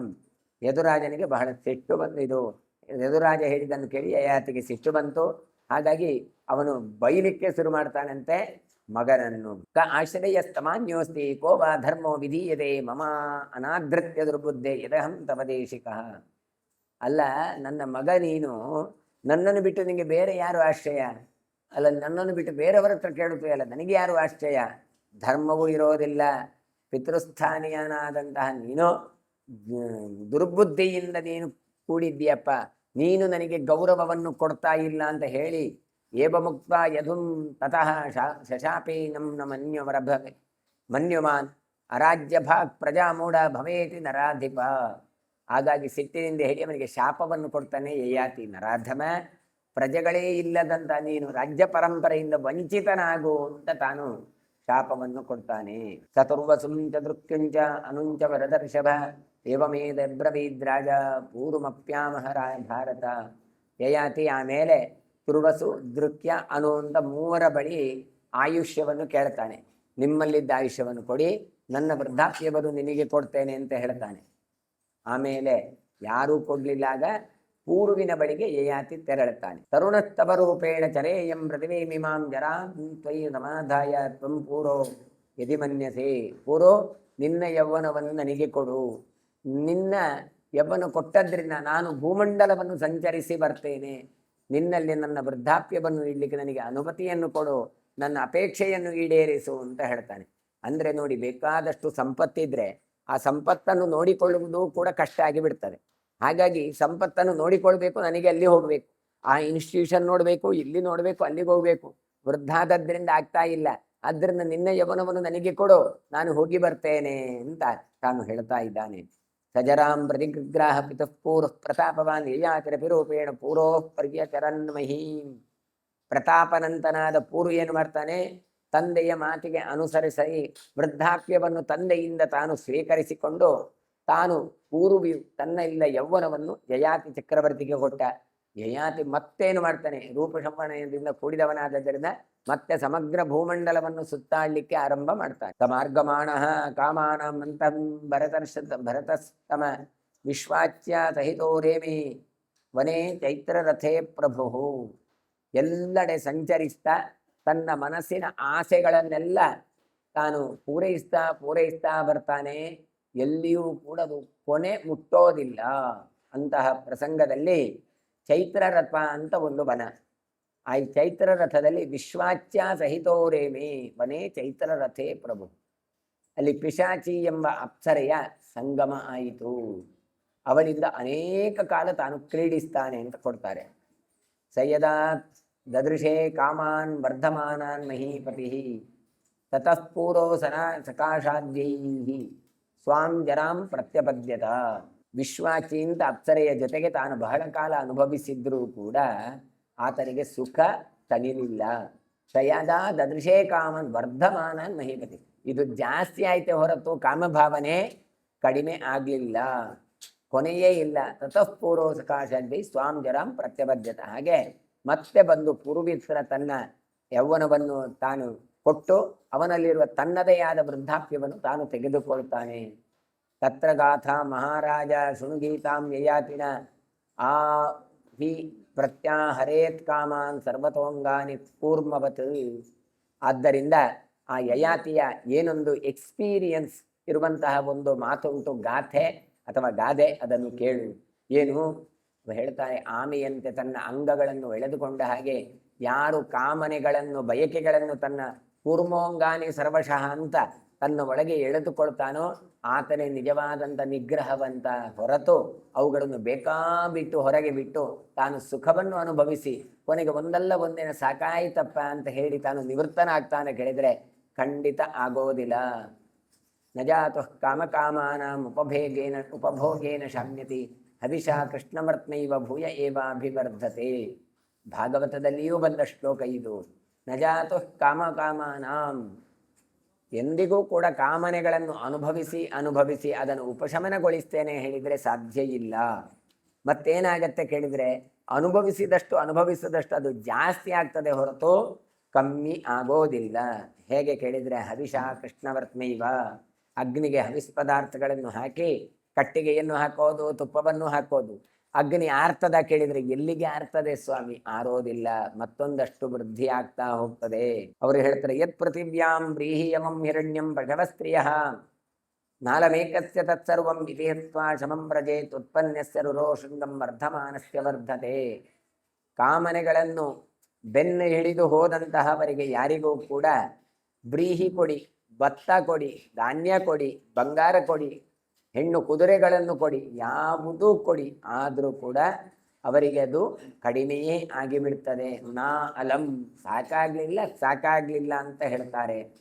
ಜಿಂಕೆಯನ್ನು ಅಲ್ಲಿ ಹೇಳ್ತಾರೆ, ಉತ್ಪನ್ನಸ್ಯ ರುರೋಶೃಂಗಂ ವರ್ಧಮಾನಸ್ಯ ವರ್ಧತೆ. ಜಿಂಕೆಯ ಕೊಂಬುಂಟು, ಆ ಕೊಂಬನ್ನು ನೀವು ಎಂಥದ್ದು ತುಂಡು ಮಾಡ್ತಾ ಹೋಗಿ, ಇನ್ನು ಮುಗಿತದ ಕೇಳಿದರೆ ಇಲ್ಲ, ಮತ್ತೆ ಬೆಳೀತಾ ಬರ್ತದೆ. ಹಾಗೆಯೇ ಕಾಮನೆಗಳು ಕೂಡ ಬೆಳೀತಾ ವೃದ್ಧಿ ಆಗ್ತದ ಹೋಗತ್ತೆ.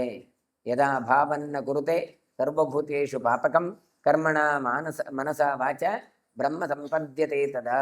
ಭಗವಂತನಿಂದ ಸೃಷ್ಟವಾದ ಈ ಜಗತ್ತಿನಲ್ಲಿ ಎಲ್ಲ ಪ್ರಾಣಿಗಳಿಗೂ ಕೂಡ ಕಾಮನೆಗಳನ್ನು ಹುಟ್ಟುವ ಹಾಗೆ ಭಗವಂತ ಮಾಡಿದ್ದಾನೆ. ಹಾಗಾದರೆ ಕಾಮನೆಗಳು ಹುಟ್ಟುವುದು ದೊಡ್ಡದಲ್ಲ, ಆದರೆ ಅವುಗಳನ್ನು ನಿಗ್ರಹ ಮಾಡೋದು ಉಂಟಲ್ಲ, ಅದು ದೊಡ್ಡದು. ಹಾಗಾಗಿ ದೈಹಿಕವಾಗಿ ಯಾರು ಅದನ್ನು ನಿಗ್ರಹ ಮಾಡೋದಿಲ್ವೋ ಅವರು ಬ್ರಹ್ಮಜ್ಞಾನವನ್ನು ಸಂಪಾದಿಸಲಿಕ್ಕೆ ಸಾಧ್ಯ ಇಲ್ಲ. ಕರ್ಮನ ಮನಸಾ ವಾಚ ಬ್ರಹ್ಮ ಸಂಪದ್ಯತೆ ತದ. ಎಂದು ನೀವು ಇಂದ್ರಿಯಗಳನ್ನು ನಿಗ್ರಹ ಮಾಡ್ತೀರೋ ಆಗ ನೀವು ಅಂತಹ ಒಂದು ಆ ಬ್ರಹ್ಮಜ್ಞಾನವನ್ನು ಸಂಪಾದನೆ ಮಾಡಲಿಕ್ಕಾಗತ್ತೆ ಅಂತ ಕೊಡ್ತಾರೆ. ಯದಾ ಚ ಅಯನ್ನ ಬಿಭೇತಿ ಯದಾ ಚಾಸ್ಮಾನ್ನ ಬಿಭ್ಯತಿ ಯದಾ ನೇಚ್ಯತಿ ನದ್ವೇಷ್ಟ್ರಿ ಬ್ರಹ್ಮ ಸಂಪದ್ಯತೆ ತದ. ಯಾರು ಕಾಮನೆಗಳಿಂದ ಹೆದರೋದಿಲ್ವಾ ಅಥವಾ ಕಾಮನೆಗಳನ್ನು ಯಾರು ಹೆದರಿಸೋದಿಲ್ವಾ ಅತಿಯಾಗಿ ಸ್ವಾರ್ಥಕ್ಕಾಗಿ ಅದನ್ನು ಬಳಸ್ತಾರ, ಹಾಗಾಗಿ ಅವರು ಎಂದಿಗೂ ಕೂಡ ಬ್ರಹ್ಮನನ್ನು ಹೊಂದೋದಿಲ್ಲ. ಅವರು ದ್ವೇಷಿಗಳಾದರೆ, ಅವರು ದ್ವೇಷಗಳಾಗದೇ ಇದ್ದರೆ ಬ್ರಹ್ಮನನ್ನು ಹೊಂದುತ್ತಾರೆ ಅಂತ ಹೇಳಿ. ಯದಾ ನೇಚ್ಯತೆ ಸದ್ವೇಷ್ಟ್ರಿ ನ ದ್ವೇಷ್ಟ್ರಿ, ಯಾರಿಗೂ ದ್ವೇಷ ಮಾಡೋದಿಲ್ವ ಅವರು ಭಗವಂತನನ್ನು ಪಡೀತಾರೆ. ಯಾ ದುಸ್ತ್ಯಜ ದುರ್ಮತಿರ್ಭಿರ್ಯ ನ ಜೀರ್ಯತೆ ಚಿ ಜೀರ್ಯತಃ ಯೋಧೌ ಪ್ರಾಣಾಂತಿ ಗೌರೋಗಸ್ತಾಂ ತೃಷ್ಣಾಂ ತ್ಯಜತಃ ಸುಖಂ. ಯಾರು ಆಸೆಯನ್ನು ಬಿಡಲಿಕ್ಕೆ ಸಾಧ್ಯ ಇಲ್ಲ, ಬಿಡಲಾಗದ ಆಸೆಯನ್ನೂ ಯಾರು ಬಿಡುತ್ತಾರೋ ಅವರು ಭಗವಂತನನ್ನು ಪಡೀತಾರೆ. ಹಾಗಾಗಿ ಮುದುಕನಾದರೂ ಆಸೆ ಹೋಗೋದಿಲ್ಲ, ಮರಮುಪ್ಪಾದರೂ ಹುಳಿ ಮುಪ್ಪೆ ಅಂತ ಕೇಳ್ತಾರೆ. ಹಾಗೆ ಮಾನವನ ಆಸೆ ಎನ್ನುವಂಥದ್ದು ಅದೊಂದು ರೋಗ. ಆ ಆಸೆಯನ್ನು ಬಿಟ್ಟರೆ ಮಾತ್ರ ಆನಂದ ಪ್ರಾಪ್ತಿ ಅಂತ ಹೇಳ್ತಾರೆ. ಜೀರ್ಯಂತೆ ಜೀರ್ಯತಃ ಕೇಶಾಃ ದಂತಾ ಜೀರ್ಯಂತೆ ಜೀರ್ಯತಃ ಜೀವಿತಾಶ ಧನಾಶಾತ ಜೀರ್ಯತೋಪಿ ನ ಜೀರ್ಯತಃ. ಮನುಷ್ಯನಿಗೆ ಮುಪ್ಪು ಬಂದಾಗ ಕೂದಲು ಉದುರುತ್ತೆ, ಹಾಗೆ ಹಲ್ಲು ಬೀಳಲಿಕ್ಕೆ ಆರಂಭ ಆಗತ್ತೆ. ಜೀರ್ಯಂತೆ ಜೀರ್ಯತಃ ಕೋಶಾಃ ದಂತಾಃ ಜೀರ್ಯಂತೆ ಜೀರ್ಯ ಚಕ್ಷು ಶ್ರೋತ್ರೇಜ ಜೀರ್ಯೇತ ಅಂತ. ಕಣ್ಣು ಹೋಗತ್ತೆ, ಕಿವಿ ಹೋಗತ್ತೆ, ಆದರೆ ಒಂದು ಮಾತ್ರ ಯುವಕನಾಗಿ ಬಿಡತ್ತೆ. ಅದು ಯಾವುದು ಕೇಳಿದರೆ ತೃಷ್ಣ, ಆಸೆ. ಹಾಗಾಗಿ ನೋಡಿ, ವೃದ್ಧರನ್ನು ನೋಡಿ, ಚಕ್ಕುಲಿ ತಿನ್ನಬೇಕು ಎನ್ನುವ ಆಸೆ ಇಲ್ಲ ಅಂತಲ್ಲ, ಮತ್ತೆ ಹಲ್ಲಿಲ್ಲ, ಅದಕ್ಕೋಸ್ಕರ ತಿನ್ಲಿಕ್ಕಾಗೋದಿಲ್ಲ. ಎಷ್ಟೋ ಮುದುಕಿಯರ ಹತ್ರ ಕೇಳಿ ನೋಡಿದ್ದೇನೆ, ಅಲ್ಲ ಚಕ್ಕುಲಿ ಹೇಗೆ ತಿಂತೀರಿ, ಬಾಯಿಗೆ ಹಾಕ್ಕೊಳ್ತೀರಲ್ಲ. ಅದು ಏನೂ ಇಲ್ಲ, ಬಾಯಿಗೆ ಹಾಕ್ಕೊಂಡು 10 ನಿಮಿಷ ಇಡೋದು, ಅದಲ್ಲಿಗೆ ಮೆತ್ತನೆ ಆಗತ್ತೆ, ಆಮೇಲೆ ಜಗದು ತಿನ್ನೋದು ಅಂತ ಹೇಳ್ಕೊಂಡು. ಅಂದರೆ ತಿನ್ನುವ ಆಸೆ ಹೋಗೋದಿಲ್ಲ, ಆದರೆ ಆ ತಿನ್ನಬೇಕು ಅನ್ನೋ ಬಯಕೆ ಇರ್ತದೆ, ತಿನ್ಲಿಕ್ಕಾಗೋದಿಲ್ಲ. ಹೊರತು ಆಸೆ ಹೋಗಿದೆ ಅಂತ ಅರ್ಥ ಅಲ್ಲ. ಅದನ್ನೇ ಹೇಳ್ತಾರೆ, ಜೀವಿತಾಶ ಧನಾಶಾಚ ಜೀರ್ಯತೋಪಿ ನ ಜೀರ್ಯತಃ. ನೀವು ಎಷ್ಟೇ ಪ್ರಾಯ ಆಗಲಿ, ಬದುಕುವ ಆಸೆಯ ಹಣದ ಆಸೆ ಇದು ಎರಡು ತೃಷ್ಣೈಕಾ ತರುಣಾಯತೆ, ಅದು ಮತ್ತೆ ಮತ್ತೆ ಯುವಕ ಆಗಿ ಬಿಡತ್ತೆ ಹೊರತು ಎಂದಿಗೂ ಅದು ಬೇಡ ಅಂತ ಆಗೋದಿಲ್ಲ. ಯಚ್ಚ ಕಾಮ ಸುಖಂ ಲೋಕೆ ಯಚ್ಚ ದಿವ್ಯಂ ಮಹತ್ ಸುಖಂ ತೃಷ್ಣಾಕ್ಷಯ ಸುಖಸ್ಥೈತೆ ನರ್ಹತ ಷೋಡಶೀಂ ಕಲಾಂ. ಯಾವುದು ಜಗತ್ತಿನಲ್ಲಿ ಆನಂದ, ಯಾವುದು ಲೌಕಿಕವಾಗಿ ಇರ್ತದೋ ಅದೆಲ್ಲವೂ ಆಸೆ. ಅದನ್ನು ನಿಗ್ರಹ ಮಾಡದೇ ಇದ್ದರೆ ಖಂಡಿತ ಬರೋದಿಲ್ಲ. ಆದರೆ ನಿಗ್ರಹ ಮಾಡಿತು ಕೇಳಿದರೆ 16ನೇ ಒಂದ ಷೋಡಶೀಂ ಕಲಾಂ ಅಂದರೆ ಮೋಕ್ಷದ 16ನೇ ಒಂದಕ್ಕೂ ಕೂಡ ಅದು ಸರಿಗಟ್ಟೋದಿಲ್ಲ. ಹಾಗಾಗಿ ನಿಗ್ರಹ ಎನ್ನುವಂಥದ್ದು ಮಾಡಲೇಬೇಕು ಎನ್ನುವಂಥದ್ದು ತಾನು ಅನುಭವಿಸಿ ತನ್ನ ಅನುಭವವನ್ನು ತನ್ನ ಮಕ್ಕಳಿಗೆ ತಾನು ಹೇಳ್ತಾ ಇದ್ದಾನೆ ಯಯಾತಿ ಚಕ್ರವರ್ತಿ. ಏವ ಮುಕ್ತ್ವಾ ಸರಾಜರ್ಷಿ ಸದಾರ ಪ್ರಾವಿಶದ್ವನಂ ಕಾಲೇನ ಮನಸಾಚಾಪಿ ಚಚಾರ ವಿಪುಲಾಂ ತಪಃ. ಹೀಗೆ ಈ ರೀತಿಯಾಗಿ ರಾಜರ್ಷಿಯಾದಂಥ ಯಯಾತಿ ತಾನು ಉದ್ಗರಿಸಿ ಪತ್ನಿಯ ಸಹಿತನಾಗಿ ಕಾಡಿಗೆ ಹೋಗ್ತಾನೆ. ಹೇಗೆ ಹೋದ? ವಿರಕ್ತನಾಗಿ ಪ್ರವೇಶವನ್ನು ಮಾಡ್ತಾನೆ. ಹಾಗಾಗಿ ಕಾಲಿಕವಾದಂಥ ಮಾನಸಿಕವಾದ ಕಾಲದಿಂದಾಗಿ ನಿರಂತರವಾಗಿ ತಾನು ಹರಿಯನ್ನು ಭಗವಂತನನ್ನು ಸ್ಮರಿಸ್ತಾ ತಾನು ಹೋಗ್ತಾನೆ. ಭೃಗುತುಂಗೆ ತಪಸ್ತಪ್ವ ತಪಸ್ಯೋಂತೆ ಮಹಾತಪಾಃ ಅನಶ್ನನ್ ದೇಹಮುತ್ಸೃಜ್ಯ ಸದಾರ ಸೋಗಮದ್ದಿವಂ. ಮಹಾತಪಸ್ವಿ ಯಯಾತಿ ಚಕ್ರವರ್ತಿ ಅಂತ ಪದ್ಮಪುರಾಣದಲ್ಲಿ ಅಂತೂ ಯಯಾತಿ ಚಕ್ರವರ್ತಿಗೆ ದಿವ್ಯವಾದ ರಥ ಬರುವುದು, ಅವನನ್ನು ಕರ್ಕೊಂಡು ಹೋಗುವುದು, ಇಂದ್ರ ಮಾತಲಿ ಬರುವಂಥ ವಿಚಾರಗಳು ಬಹಳಷ್ಟು ಬರುತ್ತೆ. ಹಾಗಾಗಿ ಇಲ್ಲಿ ಯಯಾತಿ ಭೃಗುತುಂಗ ಎಂಬಂಥ ಕ್ಷೇತ್ರದಲ್ಲಿ ಶ್ರೇಷ್ಠವಾದ ತಪಸ್ಸನ್ನು ಮಾಡ್ತಾನೆ. ನಿರಾಹಾರವಾಗಿ ತಾನು ಪತ್ನಿ ಸಹಿತವಾಗಿ ತನ್ನ ದೇಹವನ್ನು ತ್ಯಾಗ ಮಾಡಿ ತಾನು ಸ್ವರ್ಗಕ್ಕೆ ತೆರಳುತ್ತಾನೆ. ತಸ್ಯ ವಂಶ್ಯ ಮಹಾರಾಜ ಮಂಜ ರಾಜರ್ಷಿ ದತ್ತಮಃ ತೈರಾಪ್ತ ಪೃಥ್ವೀ ಸರ್ವ ಸೂರ್ಯಸ್ಯೇವ ಗಭಸ್ತಿಭಿಃ. ಅವನ ವಂಶದಲ್ಲಿ ಬಂದವರೆಲ್ಲ ಮಹಾಪುರುಷರ ಶ್ರೇಷ್ಠರು ಅಂತ ಕೊಡ್ತಾರೆ. 5 ಜನ ರಾಜರ್ಷಿಗಳಾಗಿ ಬೆಳಗಿದವರೆಲ್ಲ. ಹಾಗಾಗಿ ಸೂರ್ಯನ ವಂಶಿ ರಶ್ಮಿ ಮುಟ್ಟದ ಜಾಗ ಇಲ್ಲ, ಈ ಚಕ್ರವರ್ತಿಗಳು ಆಳದ ಪ್ರದೇಶವಿಲ್ಲ ಅಂತ ಕೊಡ್ತಾರೆ. ಎಲ್ಲ ಭೂಮಂಡಲವನ್ನು ವ್ಯಾಪ್ತವಾದದ್ದು ಈ ಯಯಾತ ಚಕ್ರವರ್ತಿಯ ವಂಶಸ್ಥರು. ಯದೋಸ್ತು ಶೃಣು ರಾಜರ್ಷಿ ವಂಶಂ ರಾಜರ್ಷಿ ಸತ್ಕೃತಂ ಯತ್ರ ನಾರಾಯಣೋ ಜನ್ನೇ ಹರಿವೃಷ್ಣಿ ಕುಲೋದ್ವಾಹ. ಇನ್ನು ಯದು ಮಹಾರಾಜನ ವಂಶ ಬಗ್ಗೆ ಆದರೂ ನೀನು ಕೇಳಿಕೊ. ವೃಷ್ಣಿ ಕುಲೋದ್ಭವನಾದಂತಹ ಶ್ರೀಹರಿ ಅವತಾರ ಮಾಡಿದ ವಂಶ. ಹಾಗಾಗಿ ಯದುವಂಶ ಅಂದರೆ ಕೃಷ್ಣ ಅವತಾರ ಮಾಡಿದ ವಂಶ ಅಂತ ಹೇಳ್ತಾರೆ. ಸ್ವತಃ ಪ್ರಜಾವಾನ್ ಆಯುಷ್ಮಾನ್ ಕೀರ್ತಿಮಾಂಶ್ಚ ಭವೇನ್ನರಃ ಅವಾಪ್ಯ ಮಹತೋ ಧರ್ಮಂ ಶ್ರೀಮತೋ ಧೀಮತಸ್ತಥ ಯಯಾತೇಶ್ಚರಿತಂ ನಿತ್ಯಂ ಇದಂ ಶೃಣ್ವನ್ನರಾಧಿಪ. ಯಯಾತಿಯ ಈ ಚರಿತ್ರೆಯನ್ನು ನಿತ್ಯವೂ ಯಾರು ಕೇಳುತ್ತಾರೋ ಅವರು ಶ್ರೇಷ್ಠವಾದ ಧರ್ಮವನ್ನು ಪಡೀತಾರೆ ಅಂತ ಕೊಡ್ತಾರೆ.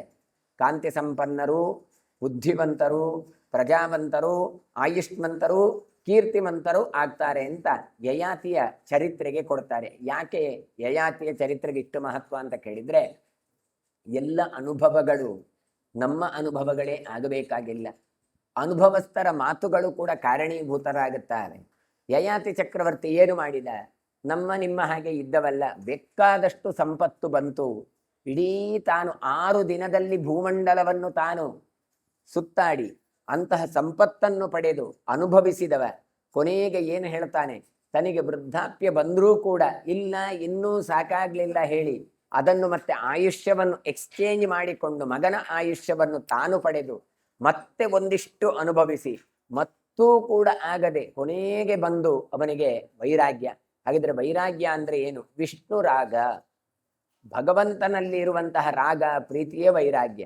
ಈ ವಸ್ತುಗಳು ಎನ್ನುವಂಥದ್ದು ಎಲ್ಲ ವೈರಾಗ್ಯ ಬರಬೇಕಾದ್ರೆ ಇಷ್ಟು ತಿಳ್ಕೊಳ್ಬೇಕು. ಅಸಾರಂಚಾಪ್ಯನಿತ್ಯಕಂ, ಈ ಜಗತ್ತಿನಲ್ಲಿರುವ ಯಾವ ವಸ್ತುಗಳು ಉಂಟೋ ಇದಷ್ಟು ಕೂಡ ಅಸಾರ, ಇದಷ್ಟು ಕೂಡ ಅನಿತ್ಯ, ನಿತ್ಯ ಅಲ್ಲ, ಟೆಂಪರರಿ ಅಂತ ಅರ್ಥ ಮಾಡಿಕೊಳ್ಬೇಕು.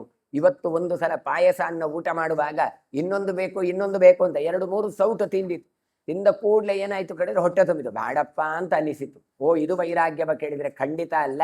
ಆಲೋಚನೆ ಮಾಡ್ತೇವೆ, ಸಾಯಂಕಾಲಕ್ಕೆ ಎಲ್ಲಿಯಾದ್ರೂ ತೆಗೆದಿಟ್ರೆ ಸಾಯಂಕಾಲದ ಹೊತ್ತಿಗೆ ಇನ್ನೊಂದಿಷ್ಟು ತಿನ್ಬಹುದಿತ್ತು ಅಂತ ಆಸೆ ಆಗತ್ತೆ. ಹಾಗಾಗಿ ಇವತ್ತು ಬೇಡ ಅಂತ ಬಿಟ್ಟರು ಕೂಡ ಮುಂದೆ ಅದು ಬೇಕು ಎನ್ನುವಂತ ಬಯಕೆ ಇರ್ತದೆ. ಯಾವಾಗ ಜ್ಞಾನಪೂರ್ವಕವಾಗಿ ಬಿಡ್ತೀರೋ ಆಗ ಮಾತ್ರ ನಮಗೆ ವೈರಾಗ್ಯ ಬರುವಂಥದ್ದು. ಹಾಗಾಗಿ ಜ್ಞಾನ ಅದು ಯಯಾತಿಯ ಚರಿತ್ರೆಯಿಂದ ಬರ್ತದೆ ಅಂತ ಹೇಳ್ತಾ ಇದ್ದಾರೆ. ಹಾಗಾಗಿ ಈ ಚರಿತ್ರೆಯನ್ನು ಕೃಷ್ಣಾರ್ಪಣಗೊಳಿಸಿ ಮತ್ತೆ ಮುಂದಿನ ಭಾಗವನ್ನು ನಾಳೆ ಸೇರಿದಾಗ ಚಿಂತನೆ ಮಾಡುವ ಅಂತ ಹೇಳ್ತಾ ಪ್ರವಚನವನ್ನು ಕೃಷ್ಣಾರ್ಪಣ ಮಾಡ್ತಾನೆ. ಶ್ರೀಕೃಷ್ಣಾರ್ಪಣ. ಓಂ ಶ್ರೀಕೃಷ್ಣ ಕಮಲಾನಾಥೋ ವಾಸುದೇವ ಸನಾತನಃ ವಸುದೇವಾತ್ಮಜಃ ಪುಣ್ಯೋ ಲೀಲಾಮಾನುಷ ವಿಗ್ರಹ ಶ್ರೀವತ್ಸಕೌಸ್ತುಭಧರೋ ಯಶೋದಾವತ್ಸಲೋ ಹರಿಃ ಚತುರ್ಭುಜಾತ್ತಚಕ್ರಾಜಗದಾ ಶಂಖಾದ್ಯುದಾಯುಧಃ ದೇವಕೀ ನಂದನ ಶ್ರೀಶೋ ನಂದಗೋಪಪ್ರಿಯಾತ್ಮಜಃ ಯಮುನಾವೇಗದಂಹಾರೀ ಬಲಭದ್ರಪ್ರಿಯಾನುಜಃ